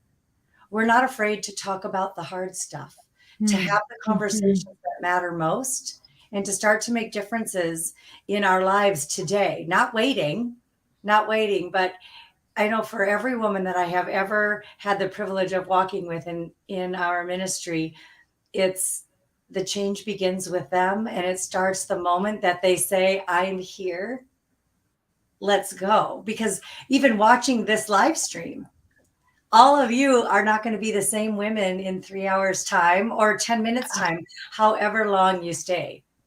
You're going to be different because of that. And so I think for me, that is something I really appreciate, is the integrity and the honesty that we hold, and that we're a team, that we get to do this work together. And we say often in our ministry, right, we are stronger together. And I think we model that really well. And so I'm able to, be fully me. Susan can be fully you. And Leslie, you can be fully you. And together we serve a group of women that has been just longing for this kind of support. So I see it as a sacred, tender, strong space. I see it as salve for the soul with the Lord as our shepherd. So there's my S's for the moment. I love that, Leanne. How about you, Yeah. Susan? Well, all of that for sure. And I love that you brought up safety. And it makes me think of how diligently the tech support works to making this a safe space, and how they show up to create something really special where you can be authentic in this space without fear. And how precious it is to see the Conquer members show up and the other members show up in that space and love on each other and encourage each other. And just how that communication is just so sweet and nurturing and supportive. It's incredible. Really incredible to see that. Brings tears to my eyes. We meet in so many fingers. We have Conquer, we have our group coaching, we have individual coach. There's so many fingers and so many touches and the thread is Jesus running through it all. And Leslie, we just have to thank you for your godly perspective and keeping Jesus at the center of everything that we do. I appreciate that. And, I think one of the things that you'll see that's different about our group and maybe other groups have this similar kind of thing, but we really do try to be safe and caring, but we also try to be really authentic and real from top down. So when we make a mistake, guess what? We're going to own it. We're going to own it. We're going to, we do what we can to not make mistakes, but life is full of mistakes sometimes. And so when you're in a community that blames others or minimizes or covers it up or doesn't tell the truth, it doesn't feel safe. And so we have to create this safe container in our group from the top down. And so we value your perspectives and your opinions, and we listen. We can't always change everything the way everybody wants. There's too many people who have different opinions. But if we mess up something, we will let you know. We will tell you. We will own that. And I think that's so refreshing to be in an organization where you feel that your voice matters and that a complaint gets heard and resolved and it owned and admitted. And we try to do that very, very honestly and authentically, because we know so often you have been gaslighted, you have been minimized, you have been told you're being ridiculous, and we don't want you to have that experience in our organization. And so that's one of our high values. And so we have a team who is very vigilant in trying to help you. They don't work weekends most of the time because they have families too. So I try to give them time off. So if you're going to contact one of them tonight, they probably won't respond to you till Monday, but they will get back to you, I promise. Leanne, could you start? All of you who might be new, who are joining Conquer, I see in the feed, some of you are still thinking about it. Others are in Conquer already. So you already know about this. And if you've done the Conquer journey, this is our intro. So Conquer is like Terry's been in Conquer for 3 years. So people stay in Conquer a long time because it is life-giving and it's lots of growth for you, depending on where you are and where you want to grow. But we start you with a Conquer journey. It's an 8-week program that just gets you started with all the other newbies so that you can meet them and you can develop those relationships pretty quickly, but we have a very specific plan that we want you to go through. And Leanne, can you start with some of those steps, and Susan take some of them too, so that women can understand what that journey is like? Oh, absolutely. Well, part of the lives that we've been doing these last couple of weeks and even today is all about waking up, opening up our eyes to see what is going on in our relationships and what is going on the inside of us too, not just externally around us. And so that's a big part of it. And realizing that what's been going on isn't healthy. And that can be a little bit scary as we peel back a layer or two and gain some more awareness. And it's awareness of self and awareness of others. And then just like Susan mentioned, we jump into safety. That is the next step. And it's more than safety physically, just like we were talking about earlier since the beginning of this time, safety physically, emotionally, financially, mentally, sexually, spiritually, even socially, and dare I add, environmentally. I've spoken with women who don't feel safe in their own home, in their own environment. They don't have a quiet space in their home to even have a moment to themselves. And so we talk a lot about safety and developing a safety plan. And so we walk with you through that, inside safety and outside safety. And then, Susan, I'm going to take the next one, and then I'm going to turn it over to you. All right? Are you geared up for the next ones? Yes. Okay, cool. And then we go into clarity, and we start to understand these different types of abuse and where we might be missing safety. And we can do some real assessments with ourselves. On a scale of 1 to 10, how safe do you feel? Emotionally, physically, spiritually, sexually, how safe do you feel? So that's a real powerful place to be. So I'll turn it over to Susan now. What you got, Susan? Yeah, and once you go through that clarity, you can start moving into getting stable, right? That internal work that Leanne's talking about, and really figuring out, those core strengths that you may have heard about, CORE, committed to truth, open to the Holy Spirit and wise others, being responsible for yourself, being empathetic without enabling. All those things start to come out to create that stability and strength within yourself, so that you start living in your best self, or a big circle, as we call it here in this community. And moving on to really making decisions for yourself and knowing how to set boundaries as you get stronger, and then moving into a place of confidence, that really you can get rid of uncertainty, work on setting those goals. Terry mentioned the big, hairy, audacious goals. That's where we get to talk about that, and really learning how to detach in a healthy way if you need to. So I'll be teaching on the confidence step in June. So each one of these steps gets special attention, right? They're each important, foundational in your healing. And so we highlight each of these as you move through the course and get healthy for yourself inside and out. Yeah, so what that course looks like is there's a couple videos to watch. There's a workbook to fill out. All the videos have transcripts if English is not your first language. You can listen to them on MP3 files if you want to just walk and listen to it instead of watching the videos. And then we do a Zoom call each week on that step. And it's not going to tell you everything you need to know about that step. It's going to give you the beginning basics so that you can continue to do your work after that initial step is over with. And so that will really help you to grow into confidence that you can become all the person that God's called you to be, and then continue to do your work. So Conquer's not over with that taste, but that taste gives you, oh my gosh, here's where I am, here's where I want to be. Okay, let me fasten my seatbelt and start getting to work. I see the work, I see the journey, I see where I want to go. And, there's so much teaching out there today on church, YouTube, everywhere. That's actually pretty good in theology, but very low on application. And so one of the highest values we have in Conquer is we don't want you just to get a big head full of knowledge about all of this. We want you to actually implement it and put it into practice in your life. And so we spend a lot of time, even every month, we have Zoom calls putting into practice some of the things that we're teaching you so that you can learn. It's not just up here that you have to learn it. You heard what Lisa said, how to set boundaries, but are you going to actually be able to do it? Why not?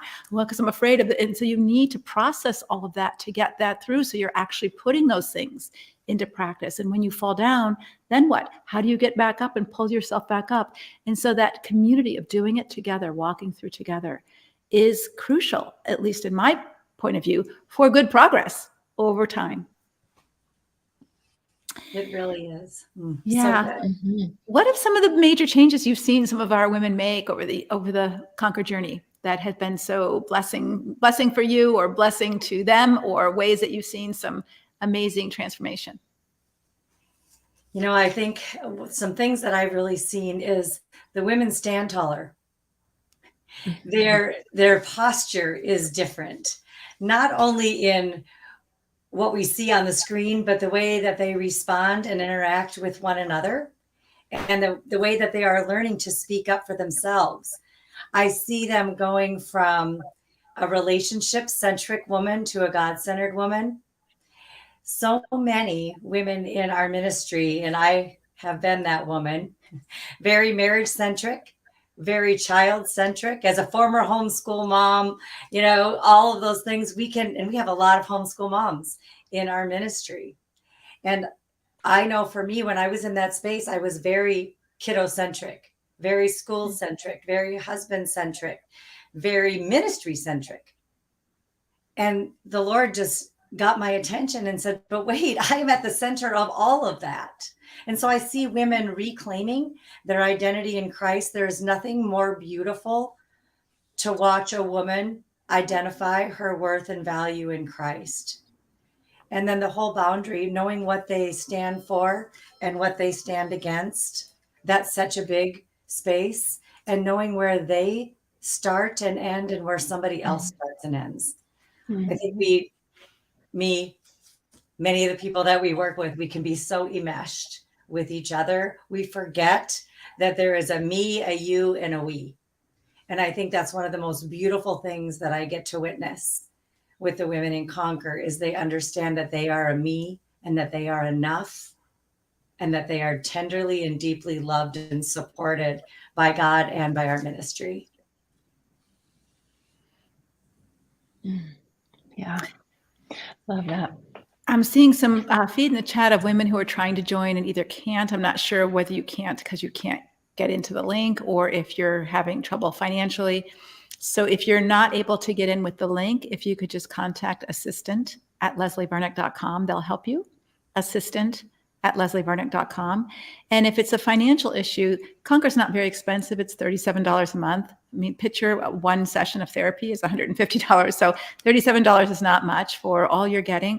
But I'm realistic. There are women who can't do that. They can't even do a part-time job, or they can't, clean a house a month to earn enough money to more than pay for Conquer. And because of that, we do offer Conquer scholarships. And so if you're a person who needs a scholarship for this because you need this program and you're willing to work it, it's not for you just to come in and hang out. You need to work it. If we're going to pay for you to come in, we want you to do your work. And so, but we do offer scholarships. And so if you need a scholarship, please also contact assistant@leslievernick.com, and we will give you some application to fill out for the scholarship. But we give a lot of scholarships, and I'm so blessed. So many Conquer women send me checks for scholarships for other women because they know how important it is. And so we want you to be in Conquer. If you need to be in Conquer and you're recognizing that that's a need for you, but you're just unable to do that, maybe sometime in the future you will be able to give back and support another woman who needs a scholarship. And so that's how we roll here. And so if that's you, please contact our office at assistant@leslievernick.com. Susan, what have been some of the things that you've seen? Well, I love to see, like Leanne was talking about, just the stature of a woman, right? She seems to grow, but also there's a change in that countenance and level of peace. There's a brightness that comes into her eyes. There's that spark of life. like Terry was sharing that she began to separate from just her role and she became an individual person. And that is so amazing to see. Women not knowing who they are, to be having that vibrant sense of self with passions and purpose. It's incredible, that lightness that happens. It is. It is. And I just love to see that you notice that, because it's something I noticed too as I look at the new page of Conquer, women coming in all scared and nervous, and also, but as they're starting to come in and see, oh, it is safe and it is okay. You just see the collective breath of, whew, I found my tribe here. And the Conquer membership stays open till midnight tonight. I have see some questions. It is $37 a month. Somebody said it was $27. It used to be $27 3 years ago, but we did have to raise our price to pay for extra staff and all of those kind of things. So it's $37 a month. You can join by the year. It gives you a discount to do that. All that information is on the leslievernick.com Conquer sign up. So if you see on the screen, if you're watching this, right on the screen, there's a page where you can go to read all up about it. You can read what you get, the different testimonies of women who are in Conquer, and then you can sign up to join either yearly or month to month, and there's no obligation. You can quit anytime. So that's something that you might want to invest in yourself and say, I think I need to do this. There is a schedule for our Conquer journey. Those are things that you can download. You'll get an email to log into the membership site right away, and we will have a schedule for you to go through your Conquer journey. Some of it you do on your own. You watch the videos, you fill in the workbook on your own. And then starting Wednesday, which Wednesday, Leanne? Do you know the schedule of when the first Conquer journey starts? Wednesday, April, June, May, what? That is a great question. That is a great question. I do not have that in front of me. Okay, well, that's all right. I don't either. So somebody who has it in front of them, put it in the chat, but the first, May 3rd. So that starts May 3rd. Yes. So we're going to have a welcome party for everybody new on our Conquer page, which will be next Monday. We'll do that for an hour and a half. And then that Wednesday, so May 1st, we'll have our welcome party for all of you who joined. And then the Wednesday, we'll start our Conquer journey with the Step 0 awakening. So if you join now and you start watching the videos, just make sure you watch the 0 step first. And then you'll get that and you'll be ready for your meeting next Wednesday on Zoom for just the Conquer people who are starting. You know, Leslie, I love that you brought that up. And can I just say the other thing that I totally love about the Conquer journey? It's available to you 24/7. The Conquer library, the membership site, at 3 in the morning, at 2 in the morning, there's going to be videos there. Everything is on replay as well. It's recorded. It's there for you. If you can't attend our lives, it's going to be there for you. And so the membership site is so rich with information. And it's for you at all times, any time of day. No matter where in the world you live, you can access the portal just when you need it most. So I just wanted to put out that plug. Sorry, I didn't have my calendar in front of me, Leslie. That's okay. I didn't want to quote a wrong date, but I'm so grateful we have a support staff. For me too. Me too. Thank you, support staff, for filling in the blanks when we don't know what we're doing here. So we want you to consider joining Conquer because we will close our doors tonight at midnight, and then all teams on deck for welcoming our newbies and helping them get started and helping them get going. So it's a lot to take in. We have 3 components to Conquer. If you picture a triangle, we have the content, which is all the information that we give you. And that content is not only in the Conquer journey, but we have an entire library. Once you're finished with your Conquer journey, or when you're about halfway through, the entire library will open up to you. And there's hundreds of videos on different things. Like, say you're saying, I'm going through separation. You just Google. We have a little Google thing. It's called Searchy in our membership, and you can just search in our membership site, what does Leslie say about separation? And all the videos that have to do with that will come up, or parenting, or finances, or whatever it is that you're concerned about in the moment. You can find a video that goes with that. We also have an index for video titles that you want to study things about. So that it's a rich library of videos that are not on YouTube, that are just in our Conquer library.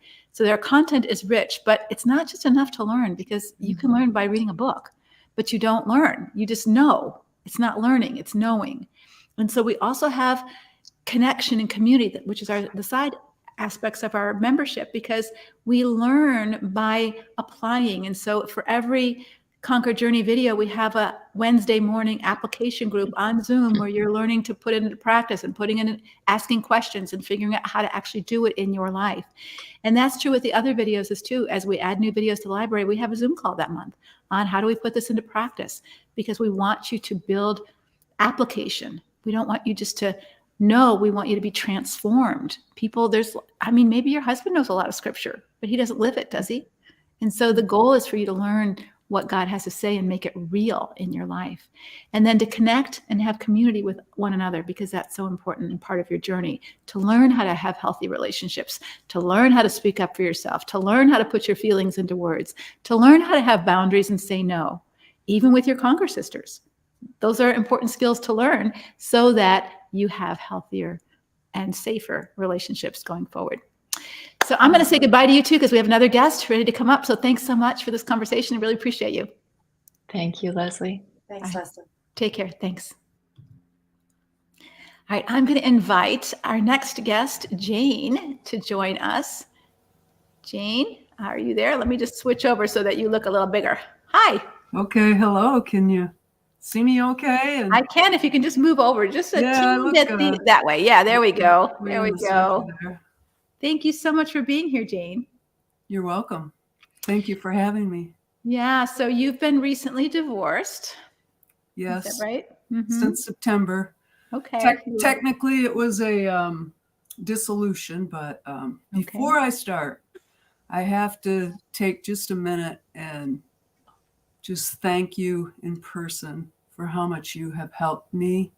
I'm going to try not to get emotional, but just for your life's work, for your dedication, especially to Christian women who have suffered just the devastation of a destructive marriage. So I just want to thank you before I say anything else. Thank you. I'm going to start to cry. I appreciate that. Oh, tell me about some of what you feel comfortable. I mean, there's some icky stuff in your marriage, so you don't want to have to share all of it. But what was some of the deal breakers for you? What were some of the behaviors that were just not livable? I think I can't really, I mean, it is private information, just like Lisa Turkhurst, but I think people can't really know unless I do share some of that without being disrespectful to my husband, or, you know, he's a child of God too. And, you know, I respect him as a person, but we were married. We met at a Christian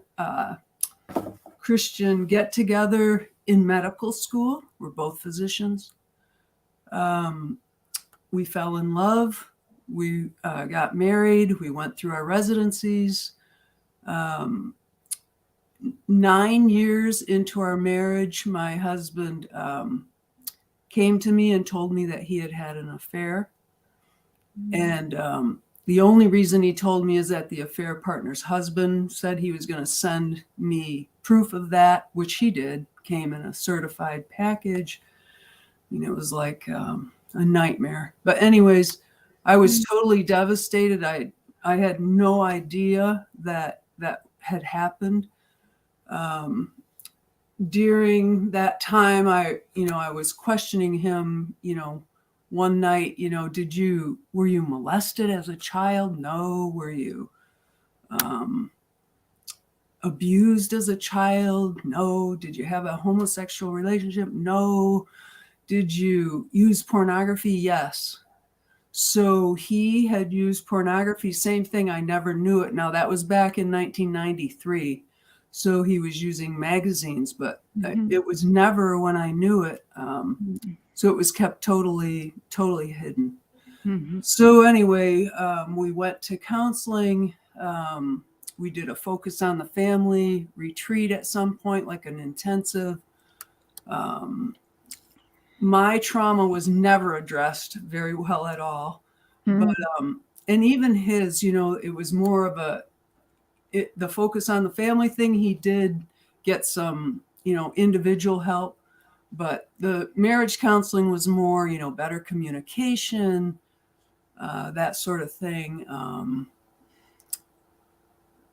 And I think some of that I almost kind of liked. I did a lot of deep reflection. So in other words, let's say that I wasn't attentive enough to his needs emotionally or in whatever way, or I didn't use his love languages. Remember Gary Chapman's book, which is a very good book, but then that way I could have some control. In other words, if I could change me, then maybe this would never happen. Right. Of course. That's our hope, right? If Yeah. I can So become anyways, the perfect wife, he won't cheat on me. Yeah. So that's kind of what happened. He got very involved in Promise Keepers. I could tell he did have a weight lifted that he had never told anyone about the pornography. So I was hopeful. And we did, though, keep it pretty much a secret. Hardly anyone knew it. But I gradually came to trust him again, had another child with him. Our kids were 2 and 4 when that happened, had another child a couple years later. And again, I was totally shocked when in 2004, so that's been 11 years, another affair. So again, just totally devastated. We went to a counselor in our area, a different one. It was a little better. But after about a year of counseling, again, everything's a secret. A year of counseling, my husband actually tells me that he recontacted the affair partner to tell her some things that were said about her weren't true.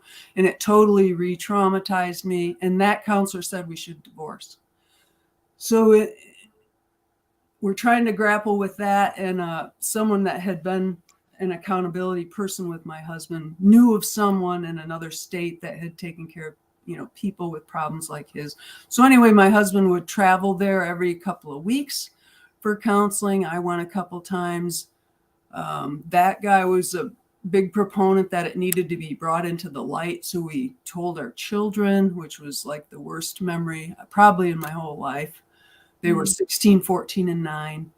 And we told our families, and that was devastating. And anyway, I didn't know what to do, but I said, if we're going to tell everyone I want a separation, you need to know that this is serious. You are going to risk losing me, but losing our family.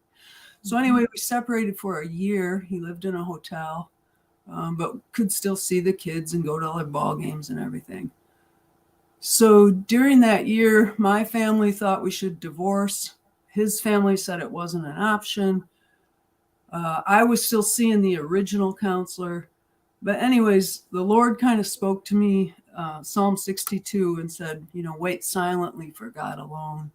He alone is your rock and salvation. So I just waited and tried to watch his behavior and try to see if it was real change. And so he had an accountability group. He had this list of things he wouldn't do. He wouldn't go in the nurse's lounge. He wouldn't talk to a nurse unless it was about a clinical issue, that sort of thing. So after that time, I just decided, I think looking back, I thought it was best for the children. And I don't know, it was hard for me to divorce, Sure. So anyway, how did you find Conquer? Oh, I'm getting there. I'm almost there. Okay. I know it's just hard to condense all this, but I wanted to tell you that I never heard of a boundary, but I said to him, I'm not threatening you, but if this happens again, I'm not going to be able to take it. And he said, okay, I know. So fast forward, that was 2004 to 2020, and it happened again. So this time it was recognized as this is called a sex addiction. The pornography had never really started or stopped. He started to use the high-speed internet. In betrayal trauma, they call it D days, discovery days. So I had 1, 2. Now this was my third one. So anyway, there are specialized coaches both for him and for me. And I, through some miracle, found a wonderful one. And I was in a group, but you know how that goes on your phone and then all of a sudden things start showing up? Somehow you came onto my phone and I clicked on that. And all of a sudden I'm like, wow, I'm in a destructive marriage. Now, it sounds crazy that I didn't know I was in a destructive marriage, but I didn't feel like I was for most of the marriage. But anyways, I'm like, I'm in, is it a pattern? Yeah. I mean, there might be decades between, but it's a pattern of the affairs as the acting out. So first was just realizing I was in a destructive marriage. And then you saying things like, you can't have a good relationship without safety and trust. And I'm like, I can't have, I don't know when he's lying. He keeps it so hidden. I'm not going to know. So you said things like that. And then you said the key thing. Jane, if you're in a destructive marriage, your number one priority is not to save your marriage. Your number one priority is to be the person God has called you to be, to live a holy life, to be healthy and strong inside, and to face the future unafraid. And I can't tell you how many times I've said that to myself. So I had that in my heart then. And I just, same thing, was just really praying about what to do. I knew I had said that was going to be it, but I took a long time to really think about it, about a year. And around that time was 2 years ago now was when I joined Conquer. One of the best decisions I ever made. But anyways, same thing. I was really, just praying about what to do one day. And I, for the first time, heard you just the other day in a live do these verses. He who works deceit shall not dwell within my house. He who tells lies shall not continue in my presence. Psalm 101. Psalm 101, verse 7. So anyway, it was sort of all those things were really leading me to believe that God, that I should divorce, even though, it had been ingrained into me that I would never divorce. And also that I was a person who would do that noble sacrifice. And now I have you telling me God's not necessarily pleased by you making a sacrifice like that. So, I mean, I just had so many things like that to work through, and Conquer really helped me with that. So, yeah. So what does your life look like now? Well, I would say my overall feeling is peace. If I had to drill it down to one word, I think I have peace. I mean, there's still, it's a huge life change to be single, to be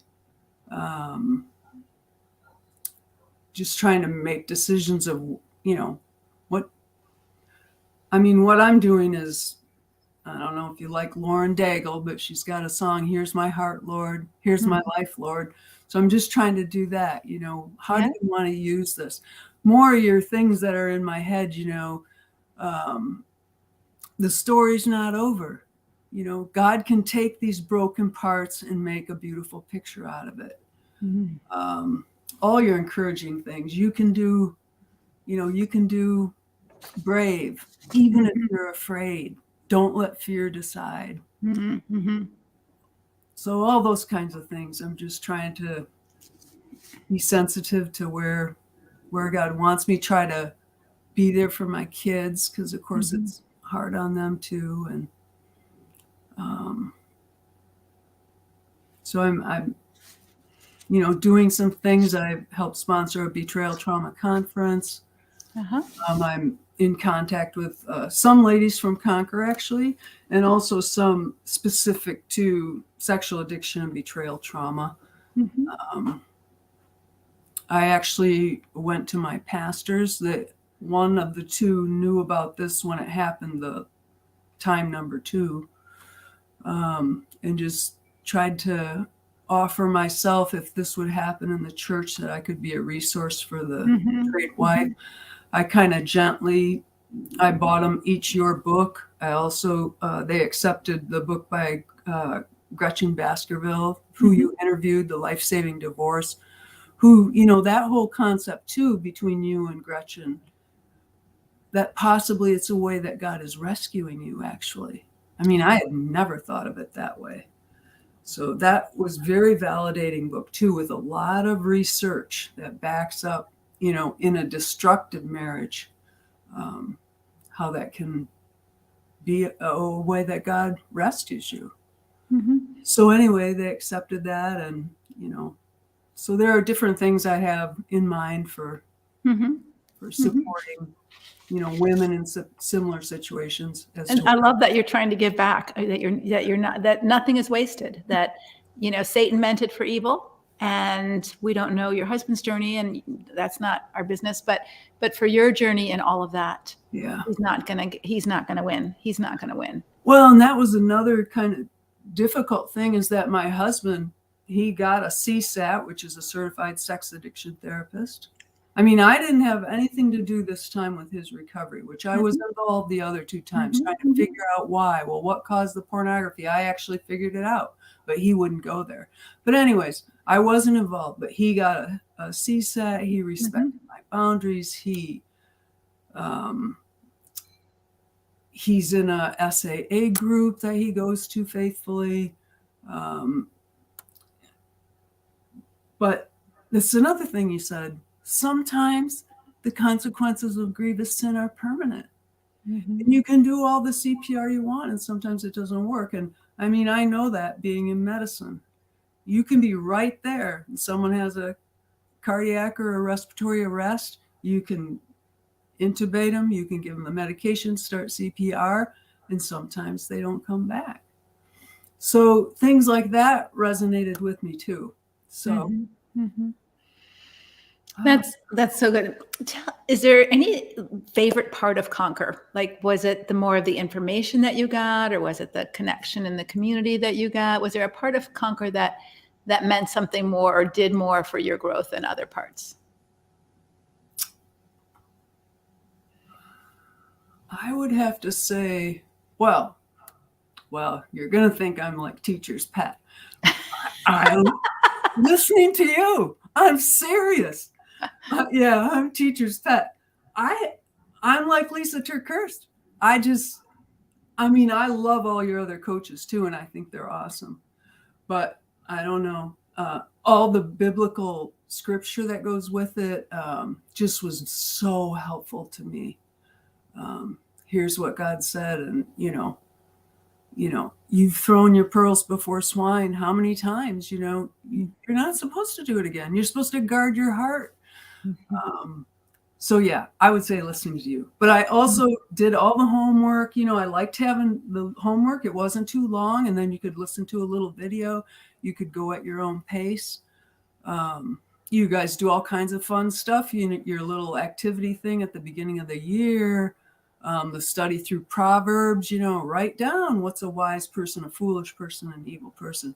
So the Conquer Conference, I love that. I got a lot from that. So, there's a lot. But if I had to pick one thing, it's just listening to you. Oh, thank you, Jane. I hope we get a chance to meet someday. Me too. Yeah. Thank you so much. You're welcome. I have one more thing. Anything else? Last thing is that I think a lot of women who are in destructive marriages, an overriding thing is your kids, and what is best for your kids, and you'll do anything for the benefit of your kids. And it's sort of another medical analogy, but if we get a patient who's pregnant, 8.5 months pregnant, in a bad car wreck, and they come into the emergency room and they have a lot of injuries,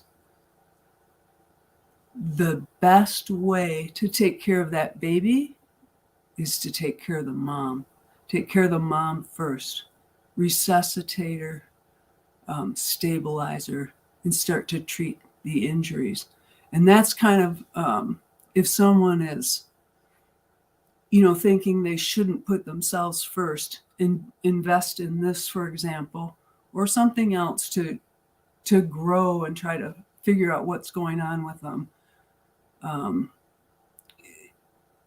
You need to be healthy first, and that's what's going to be the best for your kids, I think, in my opinion. Yeah, we say every child needs one healthy parent. Yeah. Mm-hmm. So. Yeah. Oh, thank you, Jane. I really appreciate your words and your wisdom and your willingness to be here with us and share with women who are, in the same boat, probably in many ways, and considering whether this program will be for them or not. And we just want to give them a bird's eye view and taste of all the wonderful people that are in it and who have grown from it. So thank you so much. Thanks for having me. All right. Take care. Bye now. Bye-bye. Wow, that was a moving story. And I think the last analogy, take care of the mom, is the best way you can take care of the baby. And your children are watching how you take care of you, friend. And God calls you to take care of you. So, for example, he does say, guard your heart above all else. Who does that for you if you don't? He does tell you to take every thought captive to the obedience of Christ, like Lisa was talking about. Taking those thoughts, I can't. Recognizing them. And challenge them. I can do all things through Christ. But who does that for you if you don't? He does tell you to transform yourself by the renewing of your mind, by God's word. But if you're not studying God's word because you're so exhausted, or maybe God's word is being used and weaponized against you, and you're confused and gaslighted, who's going to straighten that out in your own head if you don't? And so I just challenge you and encourage you and implore you that if you are a woman who is trying to walk with the Lord in a terrible situation, that make sure you're around wise people who can help you do that well, and that you're not listening to someone who says it's Jesus' will for you to suffer and sacrifice yourself in order to keep him sinning against you. Really? Really? Do you think the Bible teaches that? No, it doesn't. Suffering and sacrifice are wonderful virtues if they're used for a good purpose. If they're used just to enable someone to continue to sin against you, it's a waste of a life. Don't do it. So I'm going to bring on another coach to our screen. Hello. I can't hear you.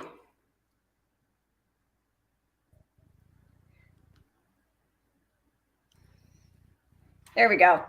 Okay. I'm trying to stay quiet listening to all these powerful stories. Yeah.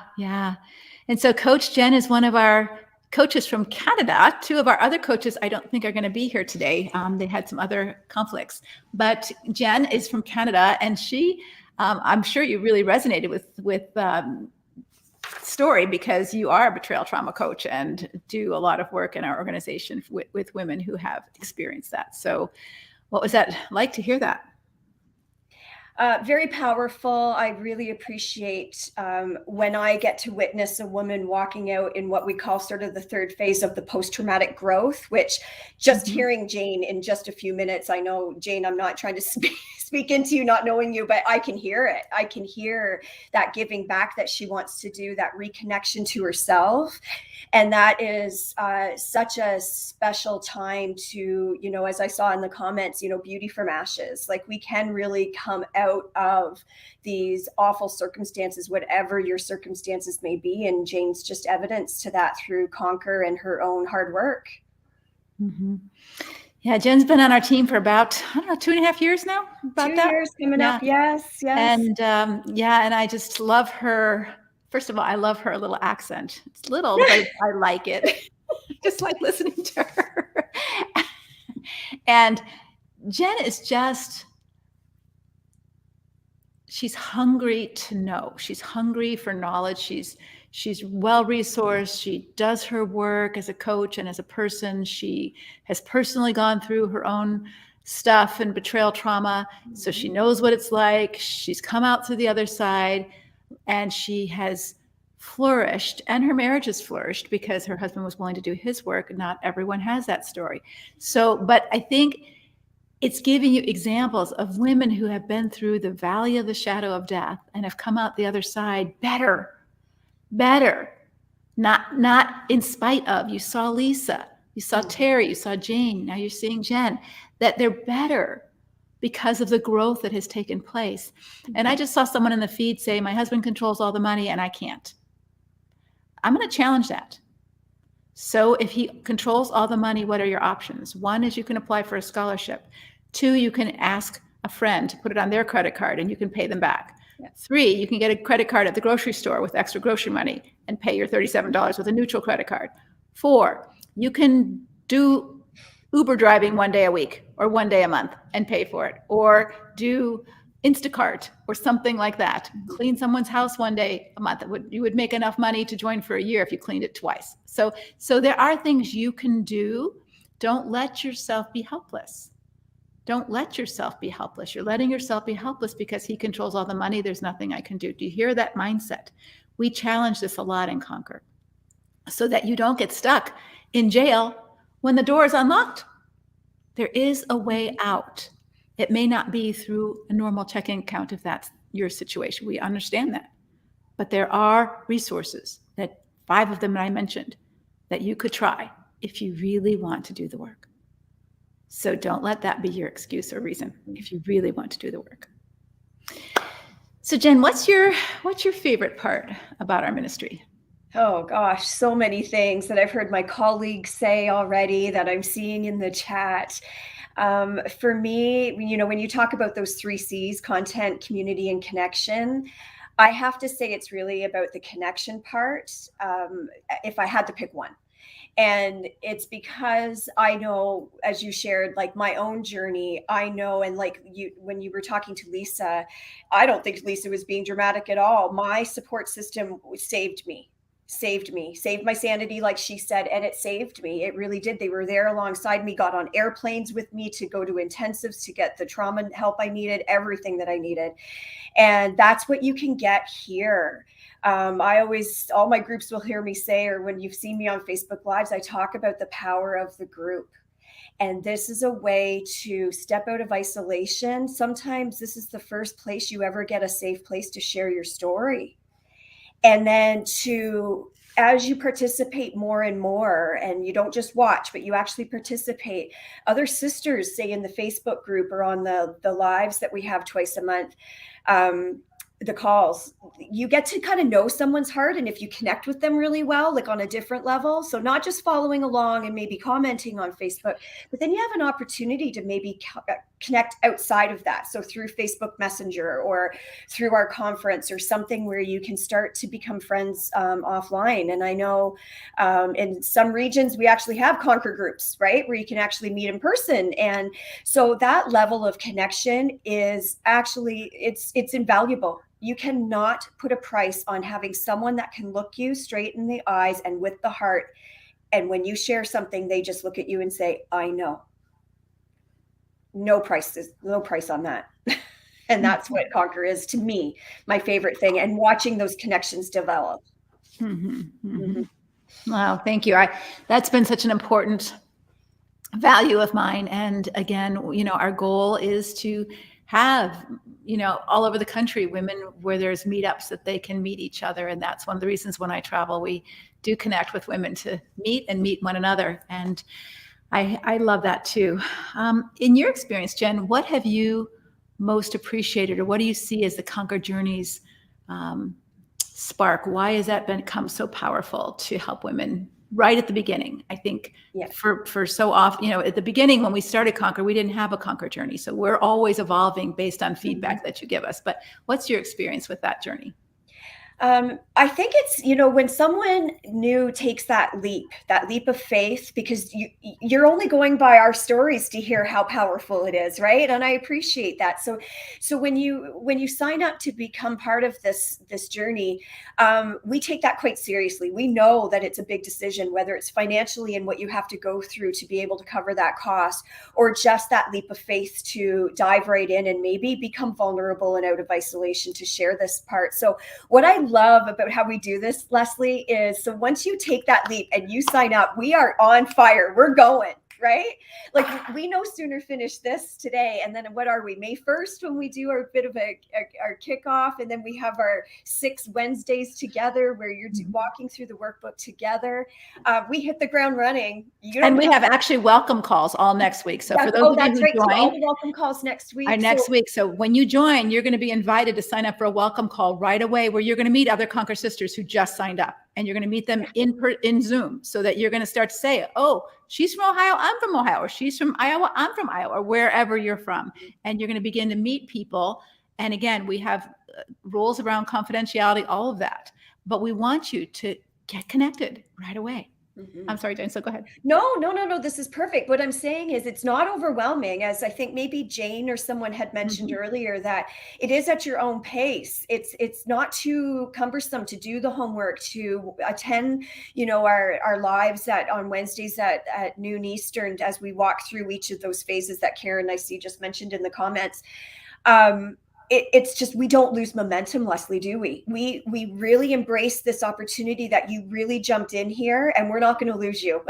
We're going to help get you set up. And that's what I love, because as you kind of go through this, you'll have this material forever. And that for as long as you're a member, you'll have this community, and you can just keep living it over and over again. That's why we have women that are here years later, because they keep learning something new and new and new about it all the time. But you really hit the ground running. And so we take you and we love on you as quickly as we can. You're not just left floundering on your own. Yeah, I appreciate you say that, because it can sometimes, when you join something, it can feel overwhelming, or you feel a little lost.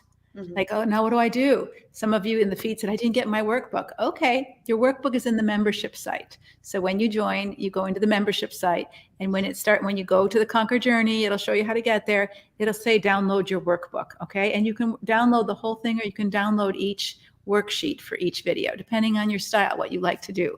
So that's up to you. Some people download the whole thing and bring it to Staples and have it put in a 3-ring binder. Some people don't like any papers in their house because they don't want their husband seeing anything. So that really is up to you, how you use that. You might fill in the workbook and leave it at your mother's, or you might burn it when you're done writing it out. That's up to you, but it's in there. It is in there for all of you to use when you join Conquer. What do you see some of the biggest changes in the women that you've been working with now that you're here for a couple of years? You've seen people coming in at the beginning, and they're still here. And we do have members who stay a long time, not just because they love the community, but the content is still helping them continue to grow and mature, and they're giving back, which is also part of your healing. Just like Jen said, your phase of healing doesn't stop with, oh, I feel better. Your phase of healing it never stops, but your healing gets more mature when you're, oh, I'm better and I can help someone else. And that's part of your healing. And then when women become mentors in Conquer, and they start to reach back and help others. And so that's part of it. Yeah, I think watching that happen, oh my goodness, I have been around long enough to actually witness that. I mean, I already knew it to be true because I've known Coach Leanne for a long time, and then walking my own journey, I've seen it in other venues, but nothing like this. This journey is not linear. Yes, we walk you through steps 0 to 6, so that would seem like it's linear. But as you grow at your own pace, or you get new awakenings and new enlightenment, you're going to go, oh, it's like reading your Bible again. You've read the same scripture 50 times, and all of a sudden it just explodes in your mind with a completely different meaning. And that's what this journey can do. So it's not as linear as you may think. And circling back and watching women kind of have those aha moments later. And come back around to a certain step that we've talked about. And it's just wonderful watching them go from helplessness, which is a real thing. We really do experience that, to strength. Hearing them, hearing their stories, celebrating alongside them when they talk about, how their confidence has been built up in knowing that they have choices now that they didn't think they ever had, is just so amazing. And to me, as we've heard too about that big circle, is just being able to live out how God sees us, like really stepping into that role. And I know from my own personal story, I was living a life of control, appearances, not knowing my husband was a sex addict, but obviously feeling something was going on that I almost had to cover for, but I didn't know what it was. As I think Tina mentioned in the group, that this truth will set you free. And those awakenings that you'll get here will set you free to step into your best godly self. And that's what it did for me. I only wish I had Conquer, 12 years ago when I needed it, but I'm hearing it now. I'm experiencing it now with the women, and I revisit this stuff for me. And so it's beautiful, and watching just the dynamic nature of women's growth and their boldness and their resilience. Just, I can hear it in their language. I can hear it in their comments. And it's just so humbling to watch. It really is. It's such a blessing. It is. It is. It's really, as you see women mature and grow, has there been any particular consistent outcome that you've seen? Like for me, one of the outcomes that I love for women is that they are no longer, and this was probably for me because it was for me too, they no longer let their husband's words define them. He might say, oh, you're ugly, or you're fat, or you're not a good mother, or you're not a good spiritual helpmate because you challenge me, or you're unsubmissive. Whatever they call you, it no longer defines you. It's painful. People call you names. It's painful. Sure. But it no longer defines you. You don't believe it. You know it, who you are. That's one of the most beautiful, powerful things I see happening in Conquer. Have you any thoughts about what are the things that you see that you really? Just that boldness, I think, like I said, confidence, I think, comes in exactly what you just said. Confidence reminds me of that word, like respect. It kind of can mean a whole bunch of different things to different people. So I encourage you to think of what confidence means to you and how you might step into that, or because I think we can always grow in that too. So, in addition to what you were saying, in that we're no longer impacted the same way by those labels, or by name calling, or by even that spiritual abuse that someone may put on us. I would also add that I think it's having healthy boundaries. It's that confidence in knowing I actually can stand up for myself, and it's okay to do so. I'm not selfish. I'm not self-centered.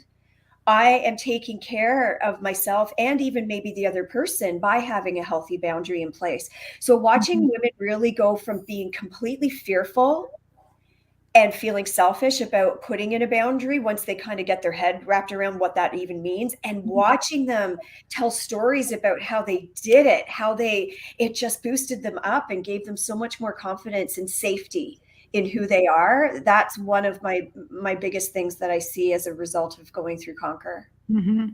It's sort of like even watching the transformation on Lisa's face when she was telling the ice maker story. Yes. Like you could see it. Like she was, she stood up straighter. She smiled broader, like, look, I did it. And I can do this if I have to. And I'm beaming because mine was the dishwasher story. I was the same way, but I'm like, darn it, I'm going to learn how to fix this dishwasher. And I did. And I even posted it on Facebook. So it comes up on one of my memories all the time. But it is like, I want everyone to realize here too, that it doesn't matter what your story is. I mean, I know you've heard some today and a lot around betrayal, but that's not everyone's story. That's not everyone's disappointing or destructive story. It doesn't matter what your story is, but we can all relate on the hurt level. We can have all experienced many of the same painful emotions that go along with that. So we can support each other through those things. And likewise, all of everyone's wins become our wins too. And I don't like to label them as big or small. Lisa's is an ice maker. Mine's a dishwasher. What's yours? What's your win? And then you get a chance to celebrate it with women who are just going to jump up and down with joy, because we recognize there's so much went into that, whereas other people might not realize the impact that had on you. And that's what we get to do here, is also celebrate each other, share in the pain, but celebrate those really cool things. So there's a little question in the chat that, Jen, I'd just like you to address. She said, I'm feeling a little lost. Holly is saying this, not sure how to get the most help out of this group. Or if there's anyone in your area. So Holly, I'll just start by saying we're primarily an internet group. So it's not like we hook you up with people in your local area. You might meet them while you're in our group, but that's not our primary purpose, is to hook you up locally. But what would you say if someone's feeling a little lost right now? What would be her first step to get the most out of this group? Yeah, I appreciate that, Holly. And these questions are so good because I can guarantee you are not alone in asking that question. So the first thing is what we have, if you haven't already joined, we invite you to log into the Facebook group. And we want you to introduce yourself. So it is very powerful for me, and I'll get on there and comment more directly, but I see all the stories coming in, and that's a way to feel brave. Get your brave on by putting it out there and introducing yourself to whatever comfort level you feel. But that's the first step, because then you get to be seen and known and heard in this safe way, because the other women will chime in and understand. And then we also usually have but a specific post where you go in and say where you're from. So everyone can kind of go back in and see where you might be from. So you might be able to make connections locally that way. And then you follow along with the emails that you get. We do guide you. You will get prompts as to say, you remember this week we're talking about step 1 or step 2, or here's your upcoming live with Leslie or one of the coaches. So we do help guide you that way, but it is also very asynchronous, where you can go on at your own time and look back on replays or comments that people have made. And so you'll be able to fit it in at your own pace. But really, I say get in there and start getting involved. Read the other posts and get to know each other and make yourself known, seen, and heard. Mm-hmm. Thank you. You'll also get a schedule. There's a printed schedule for the first month or so, or 6 weeks of Conquer, of different, like, okay, the phone call's here and this is there and this is there. So you can kind of orchestrate your schedule if you want to attend live, which is the most robust. But if you can't attend live, everything's recorded so that you can watch it when you can. So don't get stressed out about that. But Jen's right. You join, and then you'll get emails that prompt you what the next step is. And so then the next step will be to get into the membership site. And then we have a Facebook page that's private, that is just for new people. So that is not in the regular group yet. It's just with new people. So you're all newbies. You all don't know anything. So it's safe, because you don't feel like, oh, these people are going to get tired of my questions. No, because all of you are asking the same questions. So it's totally fine. We do that for a purpose, so that you don't feel afraid to ask your question for the 5th time. And our current members don't get overwhelmed with all the new people coming in right away. So we create safety for both groups, and we will migrate you into the group after you feel a little bit more comfortable and safe and know what you're doing. So we want to make sure that this experience is the most positive, least frustrating, aggravating experience technically that could be. But because it's going to be hard enough to face your stuff. It's going to be hard enough to face truth about what you don't want to have to look at. That's hard enough, let alone to be aggravated by because you can't find something. So we try to make it as simple as possible. Just make sure you check your emails, and that's where the information comes from. Mm-hmm. Anything else you want to share about our group, Jen? The only other thing I would add, I'm sure it's already been said, but just what I love about this compared to some of the other groups I've personally participated in is we are anchored in Christ here. Absolutely anchored in the word. It is just, that part is precious to me. What I've learned as a Christian myself, as being part of this community, is second to none. I mean, I learned so much from my own church community, but here, and the application of different scriptures and everything that you've taught me personally, Leslie, as well as being on the team, is just something, again, that I just don't think you can find anywhere else, with that robust, sort of in-depth feeling, and how we can dive into scripture that way in such a meaningful context of what our relationships are really all about and how God sees us. So I love that Christ is first and foremost in anything that we do here. Thank you so much. And that means so much to me. And I'll just tell you why I emphasize this, because I attended a very conservative church, as many of you do. And I also went to a secular university for training, but then I did work at biblical counseling place, CCEF, the old J. Adams place, for a number of years, and really learned to think critically. I don't agree with some of what they do, but I did learn to think biblically and critically. And even at that time, I would be saying to them, but how do we actually put this into real life application? because this is where this rubber meets the road. God gave us the Bible not to just read, but to be wise, to learn, to live life. And the Bible is God's word, and it has so much rich application, and it's being so misused. And it always has been. I mean, I'm reading Jeremiah right now. It just is my devotional, one of the books of the Bible I'm reading. And it's just disheartening as I'm reading Jeremiah. I'm thinking, oh my gosh, it sounds the same way as it did back then. Nothing's different. There was corruption in the church. There was deceit in the church. There was oppression by the leaders in the church. Nothing is new to God. He wrote about it back then. He gives us the words of life. And for those women who get so, if you're a secular woman, you get some good information out there and it'll help you. But if you're a Christian woman, you don't get good information and you're confused. And if you are in that more conservative bent of Christianity where you're suspicious of any psychology or anybody outside, I am speaking to you.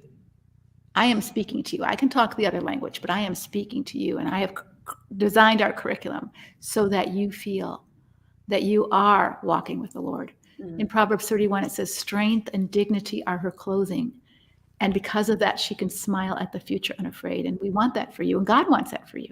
He doesn't want you to live in oppression in your marriage. It's different if you're living in oppression in a country that you can't control. But if you're in a marriage, that's not how God designed a marriage. And you have agency to begin to do something different. And we want to help you learn how to do it in a godly way, not in a rebellious, angry way. So thank you so much, Jen. Appreciate you. Well, thank you for having me and welcome to everybody. I can't wait to see you on the other side of this. So we'll see you again soon. All right. Thanks. Thank you. Bye. Whew. Well, we're on the home stretch and we have a couple more things. We have one more guest, which we're going to bring. We're going to bring Connie up here and I'm going to answer some questions. But let me just invite you to really think through if you're sensing that the Lord is saying, do this, but you're feeling afraid, which part of you is going to make that decision? Which part of you? One of the things that we teach in Conquer, and you've heard it here today, is your big circle. So I'm going to draw that out if I can find my marker. I'm going to draw that out for you. We do this a lot in our Conquer teaching, all right? So there's different parts of you. Right? And I'm not just talking about the good part and the bad part. Those are there, one on each shoulder, right? But I'm talking about there's different parts of you. So we call this in Conquer, in the diagrams that I do, our biggest circle. And this is your who you are. Who am I? All right? And we're not talking about roles. We're talking about values and virtues. So who are you? So for me, I might say I am a woman who values integrity. I am a woman who values connection. I am a woman who values honesty. I'm a woman who values peace. So I would list some of my highest values in here. Who am I? If someone were to describe me at my funeral, what would they describe me as? Right? So that would be my value. That's who I am. Right? Who I want to be, who I am. Then I've got thoughts. And I've got feelings. We all do, right? And sometimes my thoughts and feelings don't align with my values. Like I might have some really hateful thoughts, or I might have some really depressed feelings or scary feelings, and they don't align with my core values. So which part of me decides my steps forward? Well, if I'm not aware, or if I've never worked to develop this part of me, then this is going to make my decisions based on this. I'm scared. I'm thinking scary thoughts. I'm feeling scary feelings. I'm not going to join Conquer. It's too hard. I'm telling myself it's too hard. These are my thoughts. I can't do it. I can't afford it. My husband's going to find out. All the thoughts that you're telling yourself are creating scary feelings. Do you see the connection? We talk all about this in Conquer and help you understand that. They're creating these, and this part of you is deciding. Okay, so when you let fear decide, how do you feel about yourself later? Picture it. Okay, so let's picture this. Your kid is getting harassed and bullied at school. And you're thinking, this is terrible. But what are people going to think about me? I don't know how to handle this. It's too much. You're feeling afraid for your kid, for yourself. You stay paralyzed. You do nothing. How do you feel about yourself as a mother? You don't feel good about yourself. Your identity gets damaged because you let fear decide. So what we teach is we teach you to work on building this. You still have these things. Just like Lisa said, I still get triggered, right? I still have some feelings that I wish I didn't have, but now she knows how to deal with them because this part of her is the strong, stable part. Just dropped my pen, hold on. That part of her is the strong, stable part. And so she makes her decisions from this part. So I'm asking you, which part of you wants to grow? This part of you. Which part of you knows you need to grow? Maybe even this part of you, but you're scared. So if you could make your decision from this part of you, when you act virtuously, when you do the right thing, even though you are scared, even though it is hard, how do you then feel about you? You feel good. You feel stronger. We teach you how to do that and conquer, step by step, decision by decision. But you can't even make that decision if you're not aware of what's going on inside of you. It's not all about him. It's not all about what's going on out there. Yes, there's a whole world out here that triggers all these things, right? But how you develop your internal heart, guard your heart, these are components of your heart. If you don't know how to do that and take care of that and understand how you change your thinking if you need to, then you're just at the mercy of circumstances. And you live as a victim in many situations because you don't know how to move out of that place. Conquer will teach you how to move out of that place. We will give you the visuals. We will give you the tools. We will give you the help to move forward and the support to do it, not just learn it. And when you fall down and mess up, it's no big deal. All of us fall down and mess up. We just learn from that. It's not a failure. It's a learn. Okay, I learn. Just like when you're learning to go to the bathroom and you wet your pants publicly. It's embarrassing, but you learn, oops, I better pay closer attention to when I'm getting at capacity because now I got to go to the bathroom. I don't ever want to wet my pants again. Well, the same thing. This is how we teach you step by step using very real illustrations of what you already know how to do in your body in some respects, but you don't know how to do it with your emotions. And we want to teach you so that you show up in your marriage. And you have to speak the truth in love, but you can do it in love and not in hate. That you may need to set boundaries, probably, but you don't do it out of resentment and trying to control him. You're doing it out of stewarding you. So we're going to bring our last Conquer sister to the front here. Connie is going to join us. Hello. Hi. Thank you so much for being here. Thank you so much for having me. It's so nice to feel like I get to meet you in person. Yeah. What an honor. It's an honor for you to be here. Thank So you. Connie, tell us a little bit about some of the issues in your marriage. What made it destructive? Well, first of all, how long have you been in Conquer? I joined a year ago. Okay, so this is just 1 year. So others were here a little longer. This is 1 year. Let's look at the before and after of who Connie is. So Yeah. what were some of the issues when you joined Conquer? So I've been married, well, at the time, like 28 years. And my husband has always kind of been a stonewaller. He would joke and always say he doesn't have feelings. And so he's just very avoidant. And I have always been anxious and desperate and needy and begging for intimacy and love. And that would cause him to withdraw further. He would perceive me as being too needy. And it also kind of told him that he wasn't enough. There was something wrong with him. He didn't like that feeling. So he would withdraw more. And that was our dance. And it just circled round and round where I would then, when he would withdraw, that would cause me to be more anxious and more needy. So I did all the stuff that Christian women do. I had read all the books, went to all the seminars, did all the videos, all the teaching I could find on how to be a better wife.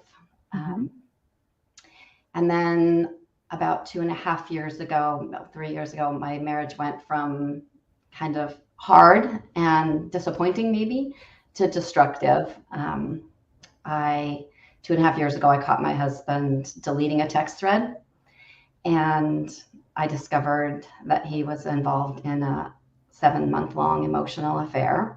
It began on a work trip where he got together with a young woman from his industry.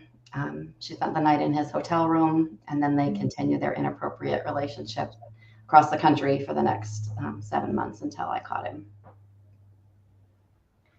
And so then what happened? So that sent me into a total emotional spiral. It told me everything I ever questioned was true, that I was unlovable, that I was too much. So I'm just going to stop for just a minute, Connie. Do you see how what happened to her? The external came in an ugly way, and she started having these horrible thoughts and feelings. Go ahead. Exactly. Mm-hmm. I spent 2 years crying, Mm-hmm. like literally crying every single day. I was desperate and needy and fawning and fearful, and he just continued to kind of be ambivalent, and I could just sense he was turned away from me, because to look at this broken face just triggered his shame, and he just didn't think that, he didn't know if the marriage could be saved. He didn't want it to end with, he didn't want our marriage to end. He wanted to work things out, but he just was kind of ambivalent, and I could just tell. And that just kept me spiraling in this sadness, kept those feelings triggering me. And so what did it help? So was that when you decided to join Conquer? Yes. So then I found Conquer, and in Conquer, I began, with just the initial coaching, all the initial teaching, amazing, phenomenal. So from there, I began watching every video in the entire Conquer library. I think you get the star. I don't know that everybody's watched every video. There is almost 200, and I can be a little OCD, a little like perfectionistic. And so when I said, I wanted to say I watched them all. So even when some of them didn't interest me, I'm like, nope, I got to watch them all. And sometimes those were the nuggets that were like, oh, I really needed to hear that one. So yeah. So I watched every single video, and through all that, I learned things like, no one can make me feel anything, and I can't make anyone feel anything. You have a quote, you said that I'm responsible to others, but not for others. And that was like my mantra. My husband. Let me just stop for a minute. When you said nobody can make me feel anything, how did you put that then into your context of your situation? I'm feeling worthless. I'm feeling rejected. I'm feeling like I'm not enough. So how did you begin to apply that nobody can make me feel anything truth nugget to how Connie is feeling right now? Yeah. So it's like I owned it. I learned to own that, okay, I'm feeling anxious and I'm feeling unlovable. So how does that fit into like my big picture? What is truth? Like my honesty and integrity is my number one virtues and values in my big circle. And so the truth is, I know what God's word says, and he created me. I'm fearfully and wonderfully made. I got this little tattoo. Oh, I don't know how to move my arm. I guess my sleeves are too tight. Anyway, I have a little cross tattoo, and it has the Psalms 132 on it. That says I'm fearfully and wonderfully made. And so it's just like, I just reminded myself who I am, and remind myself that he's not making me feel unlovable. It's what I'm saying to myself. And I get to choose whether I feel unlovable or not. Okay, so let me just unpack that. So you started renewing your mind with the truth, which was out of your core value, and began to say, wait a minute, nobody can make me feel this. If I'm thinking I'm unlovable, then I'm going to feel unlovable. But God says I'm not unlovable. So just trying to help our listeners understand how you were able to put this together and make a real change inside. And that process you just said, it's like it put the scripture that to take every thought captive. It's like, oh, I really get it now. I really get what taking every thought captive means. It means, okay, these are my thoughts, and this is causing this feeling, and that's what's causing this spiraling emotions going on. So now I stop those thoughts and question, like, wait, but are those thoughts true? Where I think before in my marriage, I believed that my emotions were me. Like, these are the feelings I have, so this is me, and you're supposed to do something about it. My husband was supposed to make me feel loved. And now it's like, oh no, these are just thoughts, and I can choose to believe them or not. And he'll, when he goes and mows the lawn, when he senses conflict, it's still going to trigger the thoughts of I'm abandoned, I'm not loved. And those thoughts still come in and those feelings still come in, but they don't own me anymore. I can be like, oh, okay, take a deep breath, pause, some of the things I learned in Conquer, and reframe it.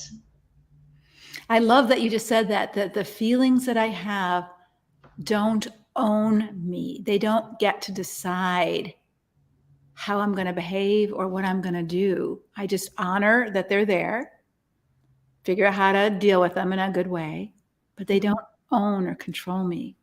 Yeah. How has that made a difference for you? Well, from the strength and the courage and the wisdom that I gleaned from Conquer, I actually got, and just kind of the group think and bouncing things off of other people. I just really realized that this was destroying me, this ambivalence and this living in this limbo land where my husband just wanted us to catch our breath and let the dust settle. And it's like, okay, it's 2 years of catching our breath, nothing's happening. Nothing's changing. So with that courage and strength, I separated from my husband back in May. And the Lord blessed me with a house 1,500 miles away that I was able to house sit. And I stayed there for 5 months and I lived alone. And I took that time to learn that I wouldn't die if I was alone. I actually liked living alone. And it broke the cycle of my husband triggering my emotions. And during that time, he learned that he wasn't trapped in this marriage, that and that I would be okay. So he didn't have to stay just to save me, And then he also learned that he didn't really like being alone. And then he saw the strength and the just how I had changed and stopped kind of blaming him for how I was feeling. And so we have been reconciled now since September. And how's that going? Well, it's not perfect, but I'm learning to let go of perfection. I don't blame him now for my anxious feelings. I'm not demanding that he fix me. He's better at staying in it when he senses tension. He still doesn't like it, but he chooses to be there for me. So he's working on not being so avoidant. Really, we've just both stopped blaming each other for our own discontent. So I think that the best thing in my marriage now is that almost every day he'll look at me when I'm kind of being quiet and he'll say, Connie, where'd you go? What happened? What's going on? He'll say something like that. And he would have never asked that question for the last 30 years. He would have never asked that. And it's now at least once a week. I mean, because I'm still an emotional being. I still have a lot of feelings, a lot of childhood issues, just a lot of stuff. And he'll just ask me and I'll be able to stop and think, oh, yeah, I was starting to ruminate. And sometimes it'll be like, oh, I was just ruminating about work. It was just work was a problem and I was stressed out about this relationship. And he'll realize that sometimes when I'm quiet, it's not about him. He doesn't have to avoid me. He doesn't have to go, mow the lawn or go start another house project or, hide from me. And he can be there for me and he's not responsible. And my feelings aren't his responsibility. And sometimes it is, I'm ruminating about the betrayal. And sometimes I'll just say, sometimes I just get triggered about the stuff and, I have forgiven you and I know you're sorry. But I'm just still having a sad time about it. And that's hard for him, but he realizes he doesn't have to fix it because I own it now. Like he can be there. Like I said, he's responsible to me, but not for me. Mm-hmm. So I've taught him a lot of the things you taught me. So now, because he sees you as stronger and not so needy, and he didn't feel capable of meeting all of your needs, so he avoided you. Now that he sees you more strong, it sounds like he's feeling much more able to give you what he can. Yes. And be honest when he can't. Right. Mm-hmm. Right. Yeah. And you've definitely taken that where like He might not always meet the needs the way I want them met, what would feel best to me, but I give him the opportunity to, this is what my need is, and I just say it. Where I think before in my marriage, I was always whiny, like, why don't you pay attention to me? Why aren't you holding my hand? Why aren't you sitting with me? Like, and not in that voice, but that's how it felt. And now it's like, I'm feeling a little anxious because we haven't had any close couch time. Can you sit with me? And he either can or he can't, or it's like, football's been on all day. Can we turn it off and talk for a little while? And he maybe can or can't. But now I think, okay, I guess I'm getting anxious because I'm feeling bored. So why don't I go find something to do with myself?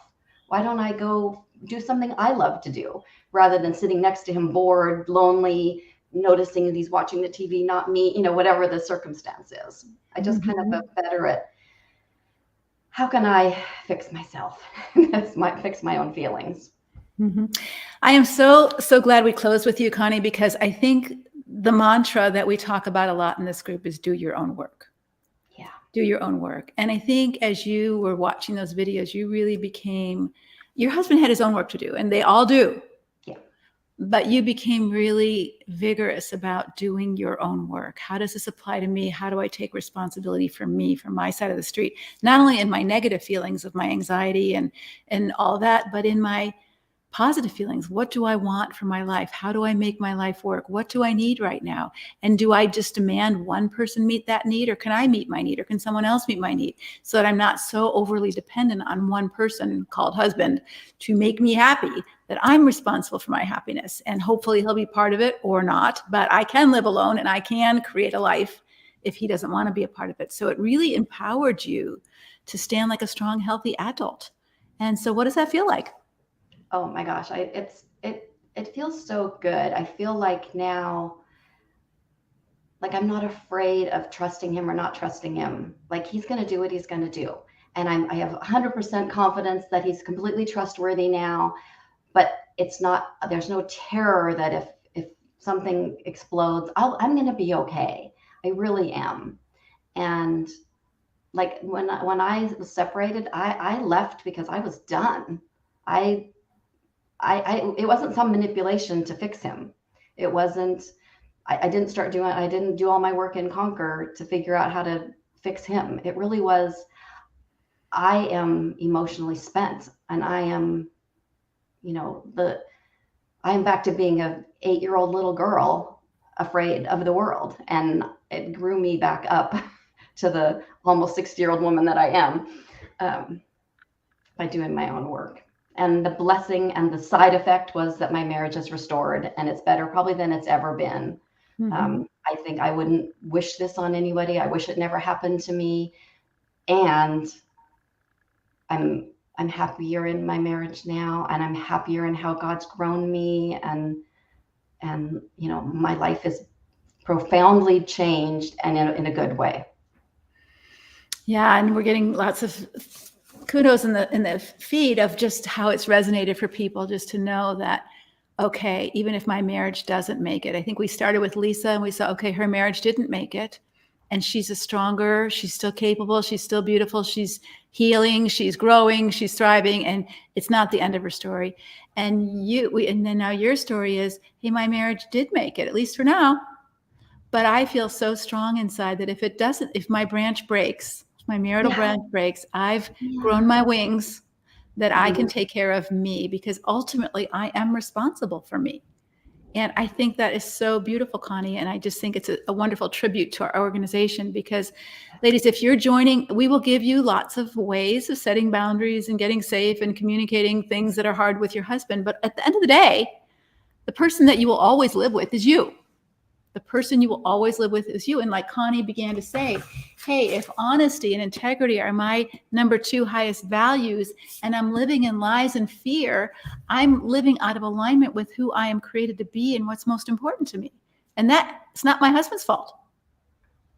That's my responsibility to get that in order. And she was willing to work hard and do her work, and she did it within our program. And I'm so grateful that you were willing to share that with us. Is there anything else that you want to share that is on your mind? Well, I was just thinking that I remember thinking about a lot of question you ask is, what's my problem with his problem, or with this problem? And then that's why we separated, because what's my problem with this problem? Well, my problem is that his ambivalence is making me a mess. And so that's where I got to the point of like, I'm going to separate, because this isn't how I want to live. I don't want to live in this kind of a marriage. I want to know that I'm your girl.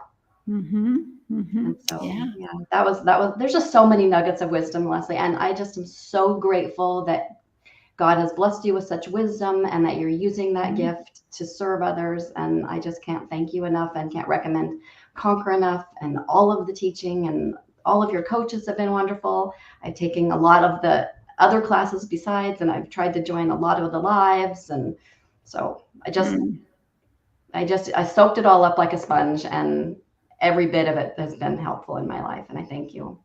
Well, that just blesses me so much. It just blesses me, because I don't always hear the stories. I just, look at the Conquer feed and all those kind of things. And so it just blesses me when we do these and I hear your stories, or we have a chance to talk on the podcast too, because I think hearing people say, I was here when I joined and I'm here now.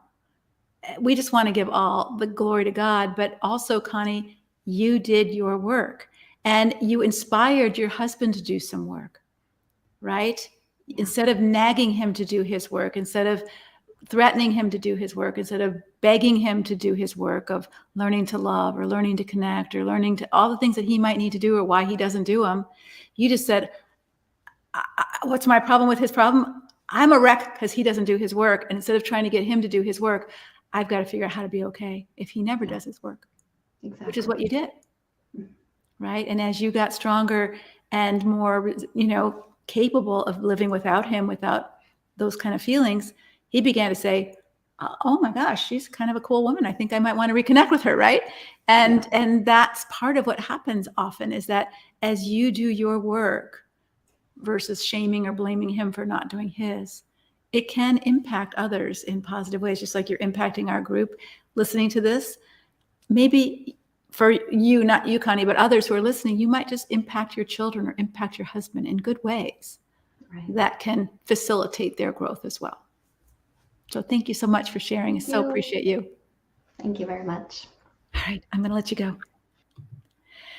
Woo! Well, we're almost at the top of the hour, and Conquer doesn't close in 10 minutes. It does close in 12 hours. So at midnight tonight, we will be closing our doors. And we do that very purposefully because we need to move on. We spent a lot of time on Facebook over the last couple of weeks, nourishing you, nurturing you with principles from Conquer, principles from God's word, principles of what we teach, helping you to understand what might be the problem. And it's not just him. It's what's your problem with his problem? He cheats on me. What's your problem with his problem? He hits me. What's your problem with his problem? He constantly lies to me. So I'm living in fear. I'm living, vulnerably financially. I'm living with a sexually transmitted disease. What are you going to do about your problem? Just like Connie closed with. This is your journey and your life. And I think I'm going to challenge you to ask you, what are you doing to steward your one precious life? Just like Lisa said, my body began to break down. And if I didn't take care of that, I was going to die. If you're not stewarding yourself and you're in a toxic environment, that's not called a good marriage, and it's not called long-suffering in the faith. And I don't want you to wake up one day and say, I did this for 30 years and how foolish. When we know better, we do better, like Lisa said. So God has put you in my sphere of influence for a season. I hope it's a longer season. I hope you join Conquer. But he put you here for a reason. So what are you going to do with what you're learning? Is now your opportunity, your responsibility. I've given you a ton of information. In Conquer, you will put into application the principles that you've learned. You'll learn some new things too, but you've learned a lot if you've been following me for the last month. You've learned a lot, but maybe you're still not doing it because it's hard to take it from here and put it into here, right? It is hard.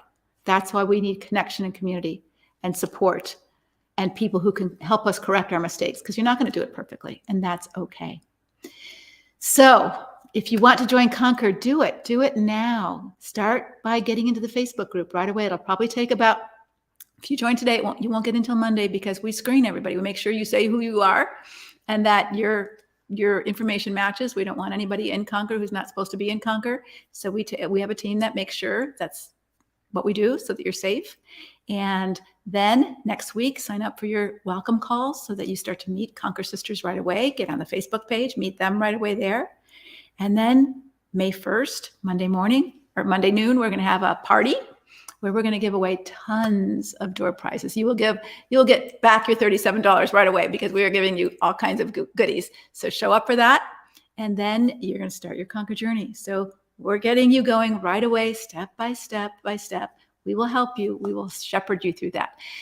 So before I go, I just want to invite questions. I will stay here for a little bit and answer some questions. I see some questions that my staff has been picking up in the feed. So if that's all right with you, I'm just going to answer some questions. All right. Let's see. I'm having a hard time seeing joy in my future. How can I add hope and happiness when I feel so shaken and sad all the time? Would Conquer help me stop negative thoughts that my life is over? Well, I think it could.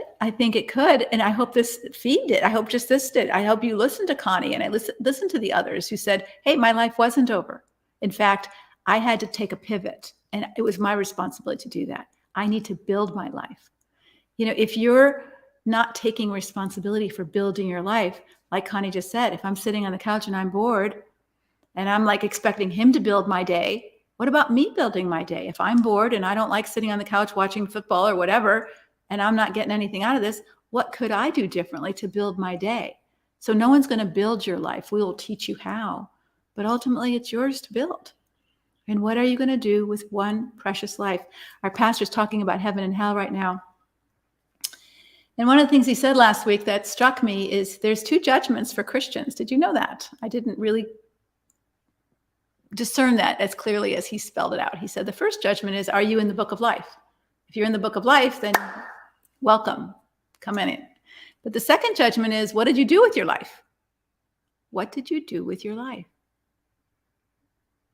Were you just passive? Were you just making excuses for yourself? Were you asking everybody else to make your life work, to make you happy? And you didn't take ownership of your gifts, your talents, your thoughts, your feelings, your virtues, your values. These are all yours. And you're responsible to nourish and nurture them into fruition. Paul tells young Timothy, fan into flames the gifts that God has given you. Who does that for you? You do. How many people have we seen who've gotten talent? They're talented, but they don't want to work at it. They don't want to work at developing their gifts. And so they're not going to ever be who they could have been had they developed that. And so I'm going to challenge you. It's your responsibility, even if you're married, to build your life, to solve your problems. And if your problem is you're in unsafe, unhappy, scary, dangerous marriage, what are you going to do about that? We'll help you. We can't do it for you. We will guide you, but it's your work to do. And that is extremely empowering once you accept that and grab hold of that. You've seen it in the women we've talked to today. So I'd encourage you to join Conquer. I feel so lonely. I feel like Conquer would be a good community, but I'm afraid of opening myself up again and getting hurt. Well, you're going to let that decide your fear? Is fear going to decide so that you're going to live like this the rest of your life because I might get hurt? Or are you going to open yourself up and learn how to deal with your hurt? Because probably you will get hurt again. I mean, I don't know how old you are, but I'm pretty old and I still get hurt. All right? I still get hurt. So your job is not, how do I never get hurt again? It's how do I learn to deal with my hurt? Right? And you will learn how to do that.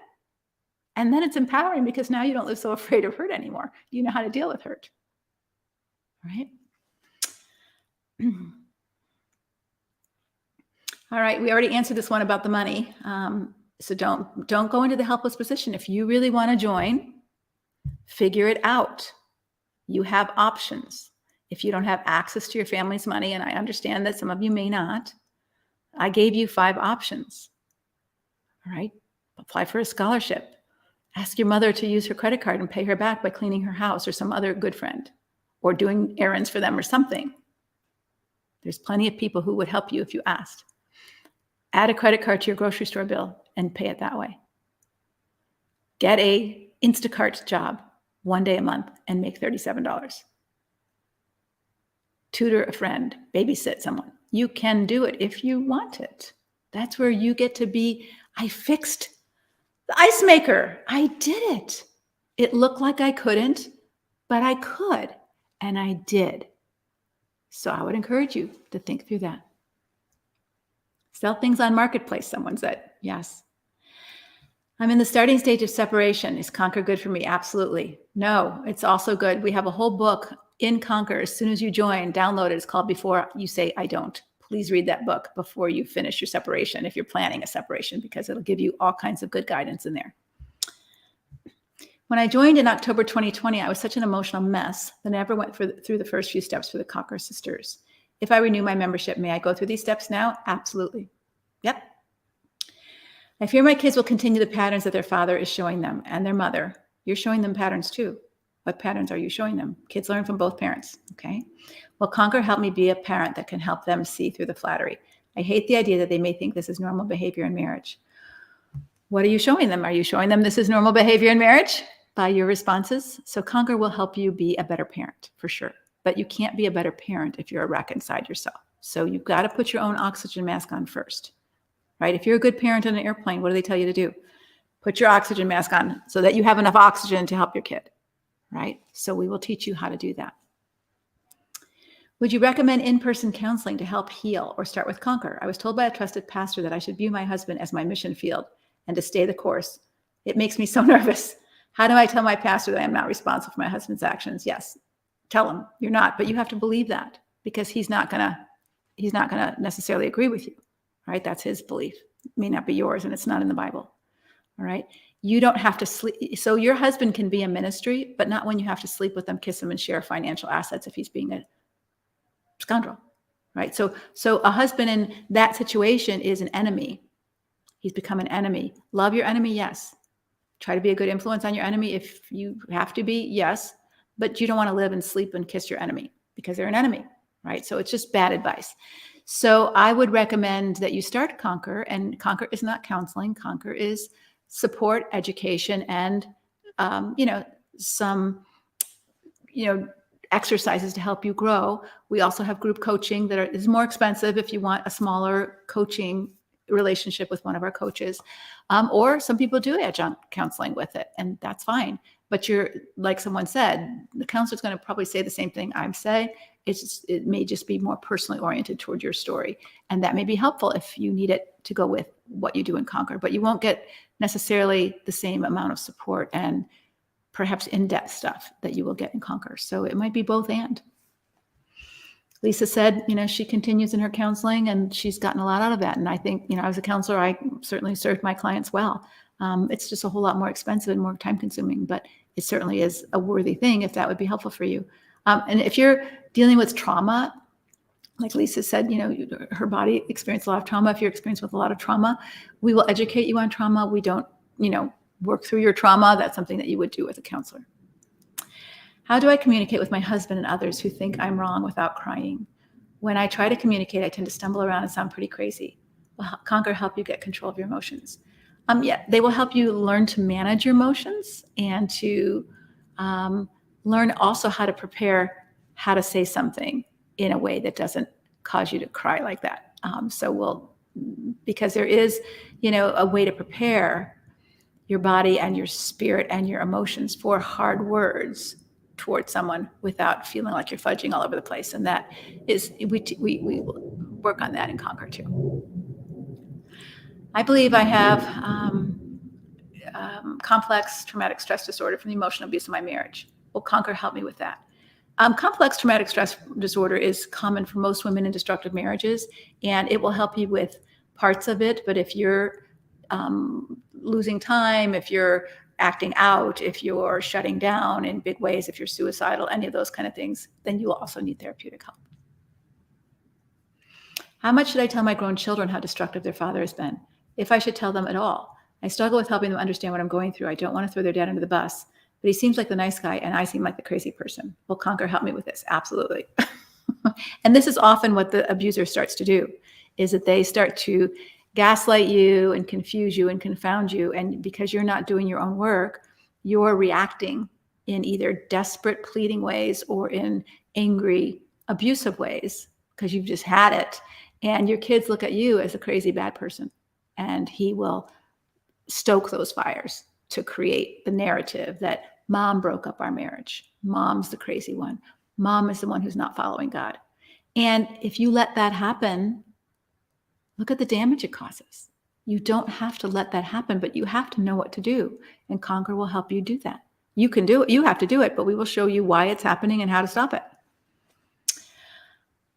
I was always told that men lead the home. My husband is not a leader.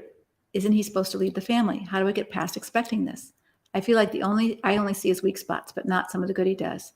Or is this being trying to download his behavior? I'm not sure what you mean by the last sentence. I think you've misunderstood leadership if you want him to. So leadership is service. So is your husband a servant? Is he serving his family? Is he caring for you? Is he protecting you? Now, he may not sit down at the end of the year and do a goal chart with everybody in the family. That may not be his gifts or his ability, but does he serve you? Does he love his family and serve you? Because Jesus says the first marks of leadership is service. So does he serve you? And if he does, then maybe you need to look at his leadership quality as servanthood, service. And don't demean that, because that's a wonderful thing. Leadership isn't, the bravado pastors who are now getting arrested for abuse and all kinds of stuff. That's not leadership. That's bullying. That's oppression. So first, define your idea of what a godly leader looks like. And Jesus defines it really well. If you want to be the leader of my community, he says, don't bully people around like the Gentiles do, but serve them first. And then you wash their feet. So if your husband's doing that, maybe you need to thank him for being such a servant leader and understand that your expectations have been perhaps misplaced. Or maybe he doesn't know how and isn't capable, and you're focusing more on his weaknesses and his strengths. And that may be true too, that you're disappointed that he's not more capable than he is at certain areas. And that's part of learning to love the person you married, not the person you wish you married. My grown kids blame me for my husband's sex addiction. We are getting a divorce, but they're all going on vacation together. I wasn't invited. How should I handle this? This happens a lot. That's why you need your Conquer sisters, because when they go on vacation with them, you can have a Conquer sister to go on vacation with. I'm just teasing, but that does happen. It's heartbreaking. It's heartbreaking. And this is sometimes why for women who've tried to be the good wife, the overfunctioning wife, the suffering, sacrificial missionary who saves her family, she gets thrown out the bus because eventually it's not going to work, and it doesn't work. And dad becomes the good guy and he's got all the money, and you become disposable because you weren't a person to love. You were just an object. You were the wife and the mom. And now they don't need a mom anymore. So you're not a person to love. And you've allowed that. And I'm going to be a little strong here. You've allowed that for all these years. I worked intensely with a woman who allowed that. She homeschooled her kids. Her husband was, bigwig in a company, and she stayed home and she homeschooled her kids. And she was just the perfect little homeschool Christian wife. Bill Gothard schooled. And her husband eventually divorced her, took all the money, and her kids, unless she was willing to babysit the kids and serve them that way, they really wanted nothing to do with her, because they never got to know her as a person. She never stood up for herself as a person. She never got to know herself as a person. She was just a role her whole married life. And when we had no more use for this role, if I have no more use for my phone, or I have no more use for a paper plate, I'm going to throw it away. And so if you're listening to me, don't let yourself be in that position. Raise your kids to see you as a person. So how do you do that? You stop overfunctioning for them and you say, hey, this is your job to do. Or I'm tired right now. No, I can't help you. Or I'm busy right now. Or I'm going to go out with my girlfriends tonight. Mom, you have girlfriends? You actually have a life? I actually do. I actually do have a life besides being a mom. Bye. See you later. Those are ways that you teach your child. You hurt my feelings. You have feelings? You're not just a robot? Yeah, I have feelings. I don't like the way you talk to me. Oh, I don't want to make my kid feel bad. Why not? I'm not saying call them names, but let them know that what they did caused harm. Right? Then a child begins to develop empathy and care for someone they love. And if not, then you've got some good parenting to do here. What's the difference between walking in core strength and Conquer? Good question. Conquer is a year-round, $37 a month educational and support group where you get certain perks for that. 2 calls a month with one of our coaches, but there might be 200 women on the line. So it's not like you're going to get your question answered every time. But because we're such a homogeneous group of women in destructive marriages who are faith-based, her question is your question, right? You get a lot out of the calls just for being together. Plus you connect with the other Conquer sisters in that Zoom. So we don't do anything one-to-one in Conquer because we don't charge enough to pay our coaches to do that. You can sign up for one-on-one coaching if you want, and it costs a whole lot more. And we have group coaching, which is walking in core strength. It's a 6 session, so it's very limited. So sometimes when people are in Conquer for a while and they really want to put that core strength into practice, we teach it to you. But to actually put it into practice and get it deeper inside of you, they will sign up, or other people who have been in Conquer before, just people who hear about my ministry, sign up for group coaching. And it's 6 sessions with a coach in a group of 15 women or less, so that you specifically go through those and apply them to your life with direct help from your coach to solidify it in your everyday life. So that's what coaching is. But it's much, much more expensive than Conquer. So Conquer is kind of the entry-level group for everyone to be in that needs this. And then for those of you who may have more needs or more resources and you want to do other things, we do have other things. We have individual coaching. You met some of my coaches. You can do that. You can do group coaching. We have a conference coming up next year. We're going to do some group coaching intensives like Lisa's doing. We're going to do some of those with our coaches. So we've got a lot of things besides Conquer, but Conquer is the lowest entry point to get access to our team and our ministry. What about the attachment in the relationship created by an over-controlling person? How do you get rid of that invisible string? Well, I think attachment is a very important thing. We are made to connect. God has called us to be, or created us to be, connected beings. We're not to live in isolation or disconnected. However, sometimes we create an unhealthy attachment, like Connie was talking about. She was overly dependent on making her husband make her life work, and very distraught when he wouldn't be there for her all the time, right? And she had an over-dependent attachment as an adult person. Even an infant, infant mother bond, boy, I'm having a hard time putting 2 words together today. Mother-child bond, you have this mother-child bond and there's this attachment. But then comes a point in time when the child begins to get a little older, maybe 8 months, 9 months, and they start realizing that I can crawl away from mom. And then when they start to be able to talk and they say, no, they're realizing I'm attached and I love you, but I'm also my own person. And that's really important. That's an important developmental milestone, because you wouldn't want a 2-year-old or a 4-year-old not to feel like they were their own person, that they didn't have their no. A child's no is the very first boundary. No, mom, I'm not going to do what you want. That's a boundary. Now, I'm not saying they get to keep that boundary at 2, but the fact that they have it, and that's one of the very first things they do, is I don't want to eat those peas, and I'm not going to, is something to be applauded and recognized. You have a voice, you have a choice. Now, not in everything in an infant, but in some things, they're starting to assert themselves, and we want to give them in age appropriate.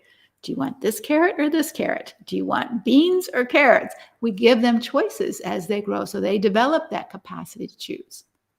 This is all in Conquer in some video or another, and it's also good parenting, right? But if you have an unhealthy attachment to someone, like a trauma bond or other kinds of unhealthy attachments, then it's your work to do to detach and to learn how to do that so that you can be healthy and have your own wings, and you're not needing, with a capital N-E-E-D, someone else in your life so that you're okay.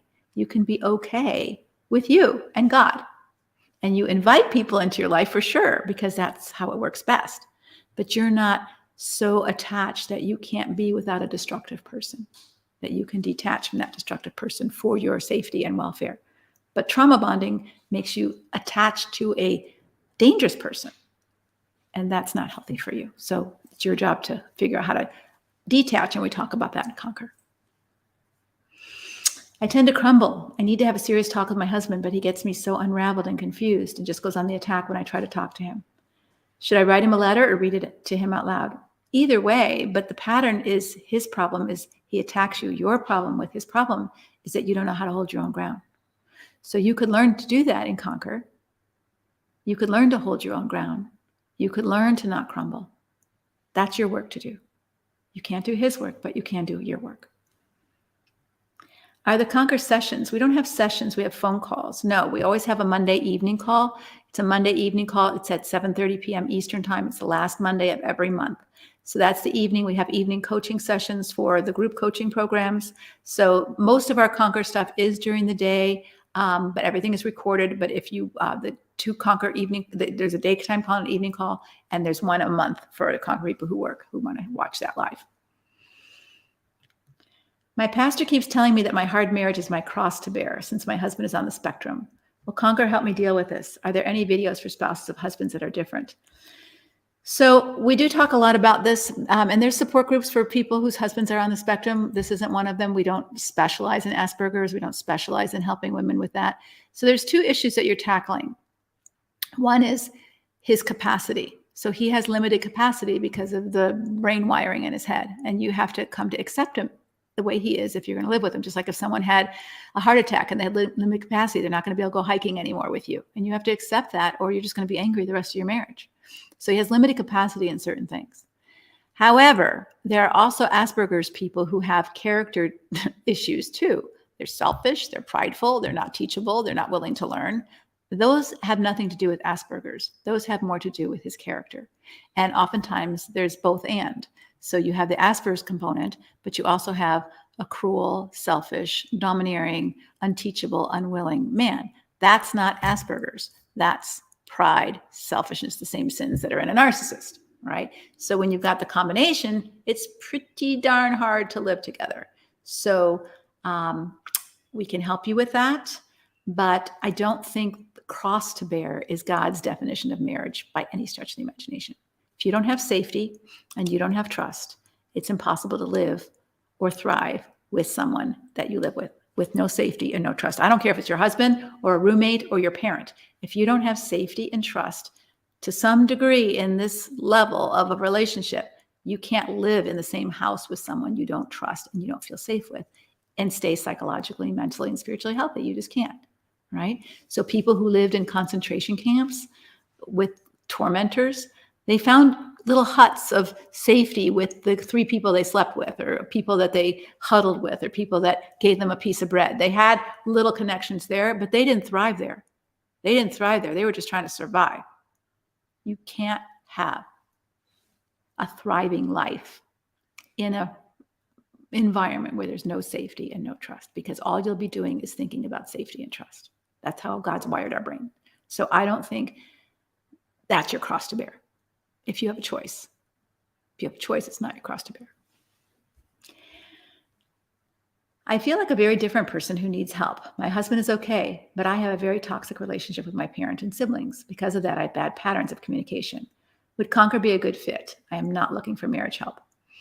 So Conquer would help you learn how you can deal with boundaries, how you can learn to speak up for yourself, how you can learn to detach from your need for their approval, if that's where you're at. We're also going to be so it may not be the best fit for you. We're also having a Moving Beyond People Pleasing coaching group starting in, I believe, June. So if that may be, or it'll start, I think it starts in July, we'll offer it in June. So that may be something more, since you may be a people pleaser who has kind of gotten yourself into a relationship with your parents and siblings that if you don't please them, they're going to scold you or reject you or make you, be mad at you, and you can't tolerate that. And how do you deal with that?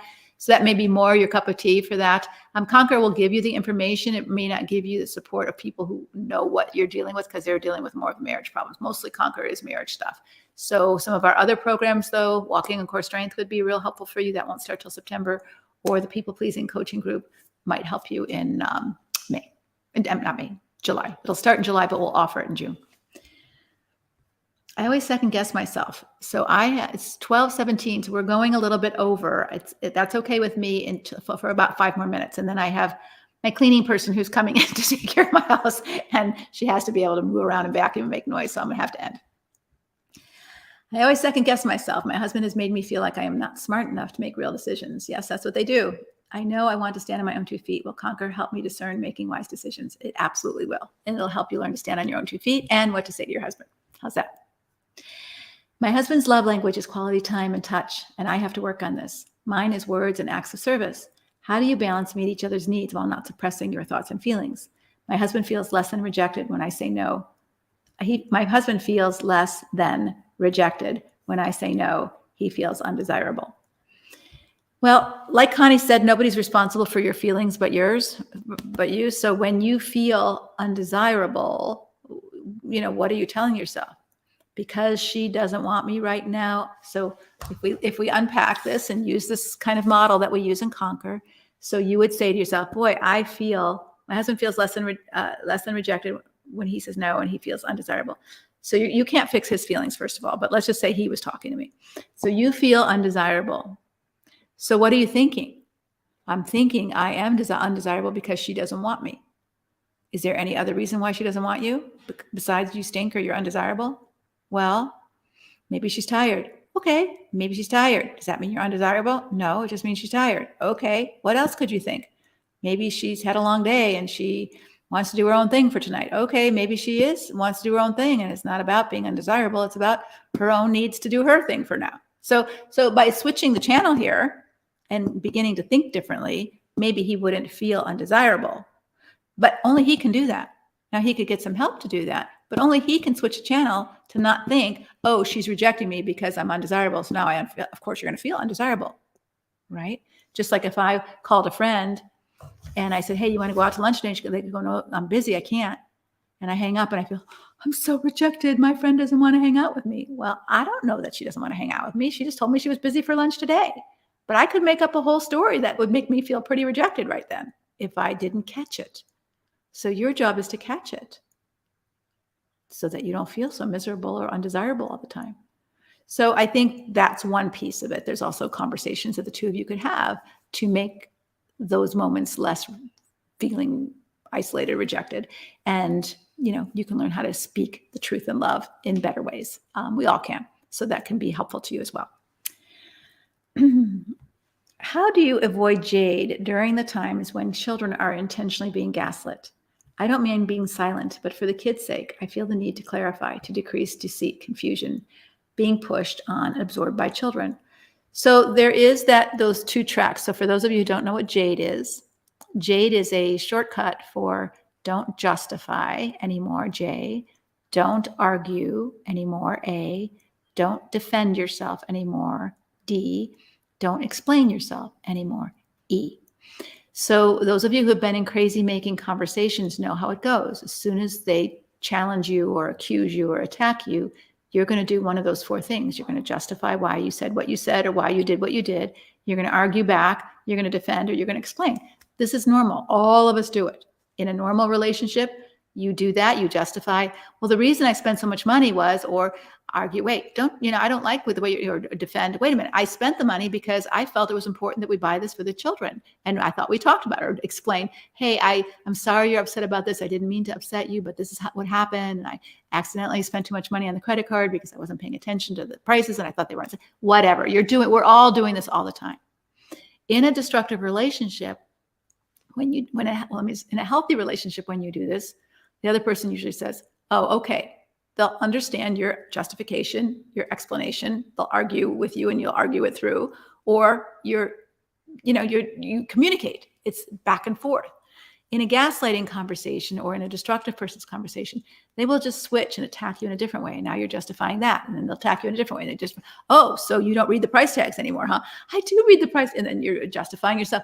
Oh, you're such a poor mom that you can't do two things at once. I'm not a poor mom. So it just keeps switching the channel and you're going on the crazy dance and the crazy making conversation because you're constantly trying to get him to accept your reasons or your argument, and he's not going to. And he can destabilize you through that crazy making conversation so that pretty much you don't know what you think anymore or what you did, or you start to react in angry ways. So we tell people in Conquer, once you recognize that's happening, stop. Don't JADE anymore. Just say, I accept that we're not going to see eye to eye on this, and I don't want to talk about it anymore. Okay. So that's a way of just not getting yourself to a place where you are looking like the crazy one or feeling like it. However, when that's done in front of the children, there is a little different dynamic. And so what you're going to have to do as best you can is still not do Jade, but say to the children, the reason I'm not talking with Daddy right now is because he doesn't let me get a word in edgewise. So you're going to say to them the explanation as to why you're not going to answer Dad, right? And if they're old enough, they've seen it enough to know perfectly what you're talking about, right? Daddy and I think differently on so many things that I have found it useless to argue with him anymore. So you are going to say something to the children, even in front of him. You're just not going to do it with him. You're not going to argue with him hoping they get what you're doing. You're just going to stop it with him and explain why you stopped. Okay? All right. One more, and then I'm going to have to end. Is Conquer appropriate for someone separated, no longer living with their husband and moving toward divorce? Absolutely. Absolutely. Because the last thing that you want to do is do this again.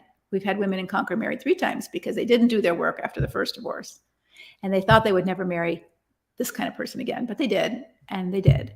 And now they're here. So definitely come here to do your work of what do you need to grow through so that you, if you ever choose to marry again, like Lisa said, you're in a much different place and a much healthier person. So Lisa started her conversation with us by saying she was a peacemaker, and she would be like this, no problem. And I'm kind of that way too. I'm a very good accommodator. I can be, you want to do this? I'm fine with that. You want to do this? I'm fine with that. And sometimes I don't speak up for myself. And because of that, then I can get resentful. Like, how come I always have to do what you want to do? Well, because I never said. I want to do what I want to do. And so learning how to speak up for yourself and do that can help you do it differently so that you don't pick another person who will be in that kind of person who will be in a destructive marriage a second time or a third time. All right. All right. I'm going to call it quits. I am starting to get hungry. I didn't eat, and I can feel my eyes starting to fade. I'm getting tired, and I don't want to sound stupid on the air anymore. I've already fumbled my words a few times. And so I think I'm at capacity for pouring out, and I need to replenish the tanks a little bit with some water and some food and a little bit of sunshine, which I'm going to go sit out right now. But I would invite you, please, if you need to join Conquer, don't let fear decide. And let me just say one more thing, and this might insult some of you, and I don't mean to insult you, but research now shows that the 2 things that keep us from moving forward in our life, fear, number 1. But the second thing, and it's kind of embarrassing because it's true of me too, is laziness. I just don't want to do the work. I don't eat healthy because I don't want to do the work. I don't want to cut up all the vegetables, all of the kind of, I just don't want, it's not fear, it's laziness. And so, but what's the outcome then? What's the consequence? Conquer is work. It's enjoyable work. It's good work. It is work because we want you to grow. We want you to change. We want you to heal. But you have to want that because you can join Conquer and never even go in Conquer. I've done it. I've joined stuff and I've never even gone into the site because I was excited at the moment, but then it's too hard and I'm tired and I'm lazy and I just don't want to find my password and all of the things that we use as excuses. And I get it. I do it. But this is kind of a really important topic. This is really life and death. It's not about, oh, I didn't take that art course that I wanted to take. I was too lazy. This is about your life and your children's life and passing on the legacy to the next generation. The sins of the parents do pass on to the next generation, not only in the patterns, but in the genetics.